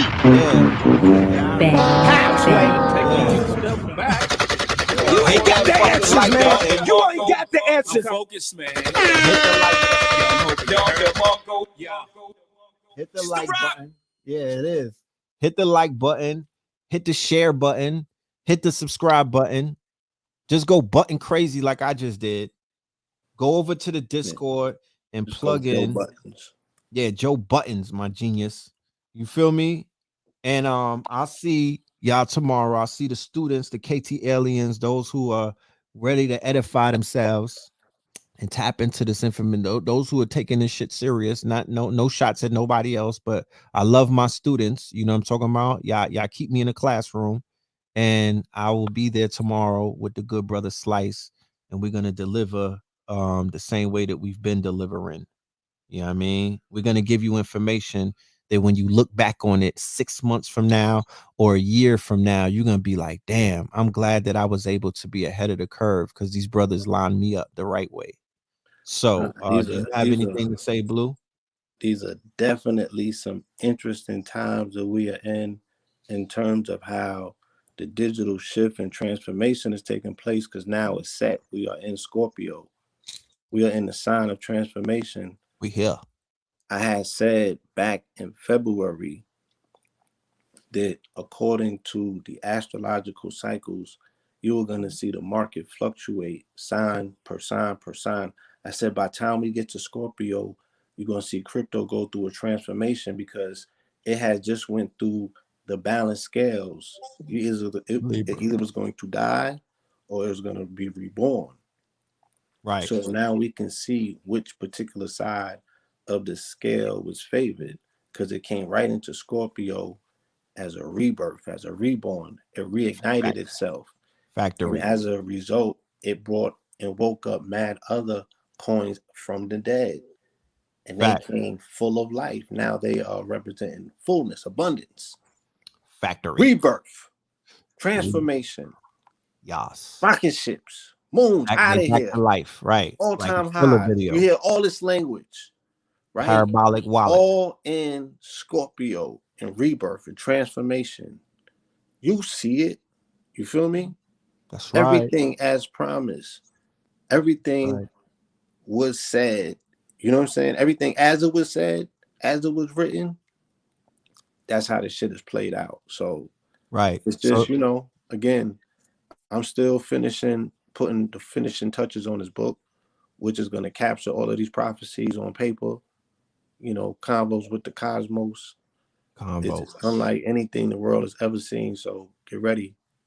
Shout out to Keebalon 44. Yeah, epic. Right. All right. And me and the Keebalon, we will be doing a podcast as well. Oh, what's the name of it? More details on that, huh? You know, you got the name yet? We ain't gonna drop that right now. I got a name, but not tonight. Okay, Sway. I appreciate you. Yeah. Oh, sure. Now we got to make sure that you got all of the loose ends tightened up. Oh yeah. Whenever you say something on these channels, you have to buy it. You have to get the domain already. Trademark. These niggas is fast, bro. I dropped some shit the other day. I went to GoDaddy. The nigga snitched and was like, somebody just took that shit. Your man's in them. Like niggas ran to GoDaddy and grabbed my fucking title, bro. Yeah. You got to know that. Yeah. Ben X got these niggas on that digital real estate. They gunning it down. That's like, the I ain't mad at y'all. That's the day and age that you live in. You need to know that, right? That's part of every digital educational course that we need to remind people. If you speak it in public, you know what I'm saying? Right. It's branded. Poof. Right. You got to secure it. And it's mad different levels. They drop mad dots. Dot wallet. They got dot crypto. They got dot coin. They got X. mad dot. Yeah, they got dot X. They got That's mad 100. dots. You got to go X secure all of them joints, huh? The dot X go for $100 when the other ones is like 40 and 20. Bro. Again, you got to stay on top of all of that. Right. That's all digital real estate management. Indeed. Look, so we got to wrap this up, Bree. I'm going to leave this with a sponsor, and then we're going to go into a classic, all right? Everybody that supported this right here, please look out for something coming in the near future, and it rhymes with MFT. I ain't giving it all away. It rhymes with MFT. And support Mama Pill, Greenleaf Herbal Solutions. We are coming into that day and time where you got to fortify your immune system because the seasons are changing. We're going into hibernation season. I talk about this often. This is when depression, anxiety, and a lot of the fuckery hits. fortify. If you're really in touch with nature and you're a netter, it's time to hibernate. I'm gonna fall back a little bit like I do in the winter seasons, and I'm gonna go through my depression by myself, because as a Scorpio, we have to die in order to rebirth. This month, KT the Arch Degree, AA Rashid, Red and Blue Pill, my good brother Lighthouse, and a few other Scorpios have their solar return. Please make sure to look out for your brothers that are fellow Scorpions, because we go through a lot of shit. You know what I mean? We just want to be appreciated and whatnot. So, and everybody been putting in mad work this year. Nobody been lazy and whatnot on their trigger. So, with that being said, a little word from my sponsors. You know, I'm talking about all of the family out there that's looking for some homeschooling. All right, we have our good brothers, and for anybody that wants to promote with the brand, the email is right there. You might be out of your mind if you have a product and a service and you're not promoting, not just on Red Pill and Blue Pill, on all of these channels that get the traffic and whatnot. These are your quote unquote, this is the new Breakfast Club. You know what I'm talking about? This is that we you know, the adverts, the promo. That's the thing. We want to promote you. We want to push you out there. Nobody won't know that you exist if you don't promote your brand. So get your budget up for promotions. That should be your first expenses and whatnot. But pull up, shop with us. We're going to leave you with a little commercial and whatnot. And then we're going to go to the music. We're going to close out with Prince. 2020 was a very tough and trying year. Not for just one country, but for the whole world. As we know, a very unexpected virus caught the globe by surprise and changed our way of life as we know it. During the COVID-19 pandemic, companies shut down and schools closed nationwide, limiting access to food, medication, healthcare, and education, causing a worldwide panic. Fast forward to today, with the help of vaccines and advanced medical care, we've come a long way in our battle of ending this pandemic. Unfortunately, the virus mutated, rendering vaccines less effective and kids more vulnerable to this unknown disease. Kids are going to school and catching COVID at alarming rates. Hospital beds are filling up with kids across the country, raising uncertainty for parents and governments everywhere. At Mayat K-12, we took swift action and converted fully into online operations and brought private school to the doorsteps of children nationwide, providing free tutoring and countless hours of help to children, keeping your babies safe in their homes. We pride ourselves as the best private school to care for your children during these very trying times, and we expect another amazing year for our students across the country. Bring your child back to Mayat University, because we care, we pay attention, and we love. Mayat K-12. Let's have another amazing year. Click the link below and enroll now.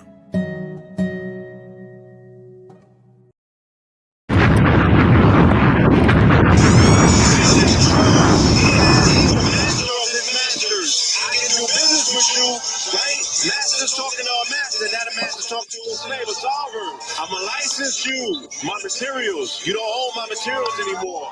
But I'm going to take the big chunk over here to the homie. That's why I have no issue with people calling him a master mason. You damn right, he's the master of his catalog. Love and light to the family. We'll see y'all.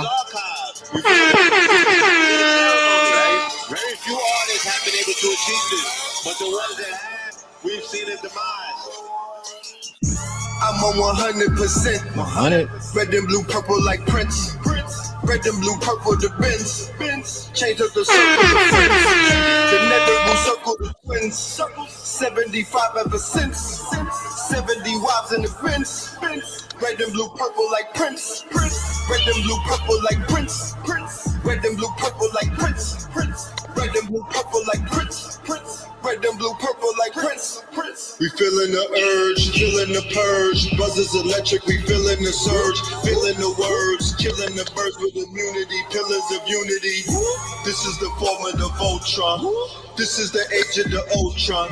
This is the same stage as the Pope on. This is the sage you can smoke on. Copper pound, came on the scene, I was copper down. All I was missing was copper crown. Summer 16, I turned copper brown. Look for revenge in the copper town. Copping New Jersey and copper crown. 21 gun salute, jumper sound.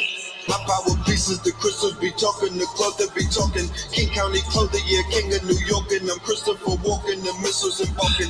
Pieces be talking, 21 hammers with country, the grammar, the broken, the English black. I'm on 100%. Red and blue, purple like Prince. Red and blue, purple, the Benz. Change up the circle of friends. The Netheroo circle, the twins. 75 ever since. 75 in the fence. Red and blue, purple like Prince. Red and blue, purple like Prince. Red and blue, purple like Prince. Red and blue, purple like Prince. Red and blue, purple like Prince. Charges of federal, orders incredible, markers indelible, sparkers immeasurable, sparking the medical, focus on pedestal, sharks for that revenue, hawks for what's settable. Heart full of vegetables, orders the festivals, heart no cholesterol, sharp on those episodes. I'm on 100%. I like when summer begins. I need my hundreds and tens. I need 100%. Go independent like Prince. I'm on 100%. I like when summer begins. I need my hundreds and tens. I need 100%. I like when summer begins.